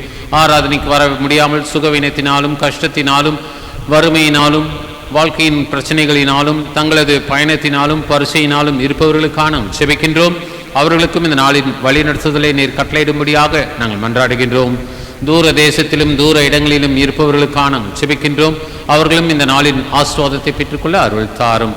அன்பின் தந்தை, எங்களது குடும்பத்தின் பெற்றோருக்காக, பெரியோருக்காக, வயதில் முதியோருக்காக நாங்கள் அதிகமாக ஜெபிக்கின்றோம். வயதான காலத்தில் நீர்த்தாமை அவர்களோடு கூட இருந்து இந்த சிறப்பு தினங்களை இவர்கள் நல்ல முறையில் கடந்து செல்ல, உள்ளத்திலும் தனிப்பட்ட வாழ்க்கையிலும் உம்முடைய தனித்தன்மைகளை அவர்களுக்கு தந்து உதவும்படியாக நாங்கள் ஜெபிக்கின்றோம். அவர்களுக்கு தேவையான நல்ல சுகத்தை வளர்த்தி தாரும். அவ்வாறு எங்களது குடும்பத்தின் ஆண்களுக்காக நாங்கள் ஜெபிக்கின்றோம். பல பொறுப்புகளை எடுத்து பல காரியங்களில் அவர்கள் ஈடுபடும் போது நீர்த்தாமை அவர்களோடு கூட இருந்து உம்முடைய அரவணைப்பையும் ஆசீர்வாதத்தையும் உம்முடைய வழிநடத்துதலையும் என்றும் கட்டளையிடும்படியாக நாங்கள் மன்றாடுகின்றோம். எங்களது குடும்பத்தின் பெண்களுக்காக நாங்கள் ஜெபிக்கின்றோம். ஆண்டவரே, அவர்கள் செய்கின்ற பல்துறை பணிகளுக்காக நாங்கள் நன்றி செலுத்துகின்றோம். அனைத்து பணிகளிலும் நீர் அவர்களோடு கூட இரும். அனைத்திலும் அவர்களுடைய திருப்பெயரை உயர்த்தவும், பலருக்கு பல காரியங்களை நன்மையாக செய்து தரவும் அருள் தாரும். எங்களது குடும்பத்தின் வாலிப பிள்ளைகளுக்காக நாங்கள் ஜெபிக்கின்றோம். ஆண்டவரே, வாலிப பிள்ளைகளை நீர் அதிகமாக வழிநடத்தும். இந்த நாட்களில் எங்கு பார்த்தாலும் வித்தியாசமான சூழல் அவர்களை ஈர்க்கின்ற விதத்தில் இருக்கின்றது. அதிலிருந்து அவர்கள் காக்கப்படவும், உமக்குரிய ஈர்ப்பு சக்திக்குள்ளாக அவர்கள் கடந்து வரவும் அருள் தாரும். எங்களது குடும்பத்தின் சிறு பிள்ளைகளுக்காக, பிஞ்சு உள்ளங்களுக்காக நாங்கள் ஜெபிக்கின்றோம். இந்த பிஞ்சு உள்ளங்கள் நஞ்சற்ற உள்ளங்களாக வளர, உயர, சிறக்க நீர் அவர்களை ஆட்கொள்ளும்படியாகவும் ஆஸ்வதிக்கும்படியாக நாங்கள் ஜெபிக்கின்றோம். நாங்கள் இந்த மாதத்தில் எதிர்நோக்கி இருக்கின்ற அனைத்து செயல் திட்டங்களுக்காக, புதிய நிகழ்வுகளுக்காக நாங்கள் ஜெபிக்கின்றோம். அனைத்திலும் நீர் எங்களோடு கூட இருந்து எங்கள் ஒவ்வொருவரையும் ஆட்கொண்டு ஆஸ்வதித்து வழிநடத்தும்படியாகவும் நாங்களும் அனைத்திலும் பங்கு பெற்று உண்மையான கொண்டாட்டத்தை வெளிப்படுத்த நீர் எங்களை ஆயத்தப்படுத்தும்படியாகவும் ஆசீர்வதிக்கும்படியாக நாங்கள் செபிக்கின்றோம். அன்பின் தந்தையே, இப்போதும் உம்முடைய திருப்பணிக்கென்று நாங்கள் படைத்திருக்கின்ற காணிக்கையை நீர் ஏற்று ஆசீர்வதித்து அங்கீகரித்து தரும்படியாக நாங்கள் செபிக்கின்றோம். தொடர்ந்து நாங்கள் உமக்கென்று எங்களையே காணிக்கையாக அர்ப்பணிக்கவும், இந்த கிறிஸ்துமஸ் காலங்களில் மற்றவர்களோடு எங்களது உடைமைகளையும் எங்களது தனிப்பட்ட காரியங்களையும் நாங்கள் பகிர்ந்து கொள்வோம். நீர் எங்களுக்கு ஞானத்தை தாரும், உம்முடைய வழிநடத்தலை தாரும். ஆண்டவரே, இப்போதும் உலகத்திற்குள்ளாக புறப்பட்டு செல்கின்றோம். நீர் எங்களோடு கூட வாரும். எல்லா விதத்திலும் நீர் எங்களை பாதுகாத்து வழி நடத்தும். குறிப்பாக மழையினால் பாதிக்கப்பட்டு இருக்கின்ற குடும்பங்களுக்காக, தனிநபர்களுக்காக நாங்கள் செபிக்கின்றோம். ஆண்டவரே, உம்முடைய காயப்பட்ட கரங்களினால் அவர்களை தொட்டு ஆறுதல் படுத்தும்படியாகவும் ஆரோக்கியத்தையும் ஆசீர்வாதத்தையும் கட்டளையிடும்படியாக நாங்கள் செபிக்கின்றோம். இனி வரும் காலங்களில் இயற்கையின் சீற்றங்களிலிருந்து நீர் எங்களை காக்கும்படியாகவும், நாங்களும் இயற்கையில் சீற்றம் ஏற்படாமல் எங்களே பாதுகாத்து கொண்டு இயற்கைக்கும் உரிய உறவோடு நாங்கள் செயல்பட அருள் தாரும். இப்போதும் தந்தையை எங்களே உம்முடைய சமூகத்தில் தாழ்த்துகின்றோம். எங்களது விண்ணப்பங்கள், தேவைகள், அவசியங்கள், வேண்டுதல்கள் அனைத்தையும் உம்முடைய திருக்கரங்களை நாங்கள் ஒப்படைக்கின்றோம். அனைத்திலும் நீர் தாமே பெரியவராக இருந்து எங்களுக்கு நன்மைகளை தந்து ஆசீர்வதித்து வழி நடத்த வேண்டும் என்று எங்கள் கர்த்தராகிய இயேசு கிறிஸ்துவின் மூலமாய் வேண்டிக் கொள்கிறோம் பிதாவே. ஆமென். எல்லா புத்திக்கும் மேலான கடவுளின் சமாதானம் உங்களோடு இருந்து நீங்கள் கடவுளையும் அவருடைய குமாரனாகிய நம்முடைய நாதர் இயேசு கிறிஸ்துவை பற்றிய அறிவிலும் அன்பிலும் நிலைத்திருக்கும்படி உங்கள் இருதயத்தையும் சிந்தையும் காக்க கடவுது. பிதா, குமாரன், பரிசுத்தாவியாகிய சர்வ வல்லமை பொருந்தின கடவுளுடைய ஆசீர்வாதம் உங்களுக்குள்ளே இருந்து எப்போதும் உங்களோட நிலைத்திருக்க கடவுது.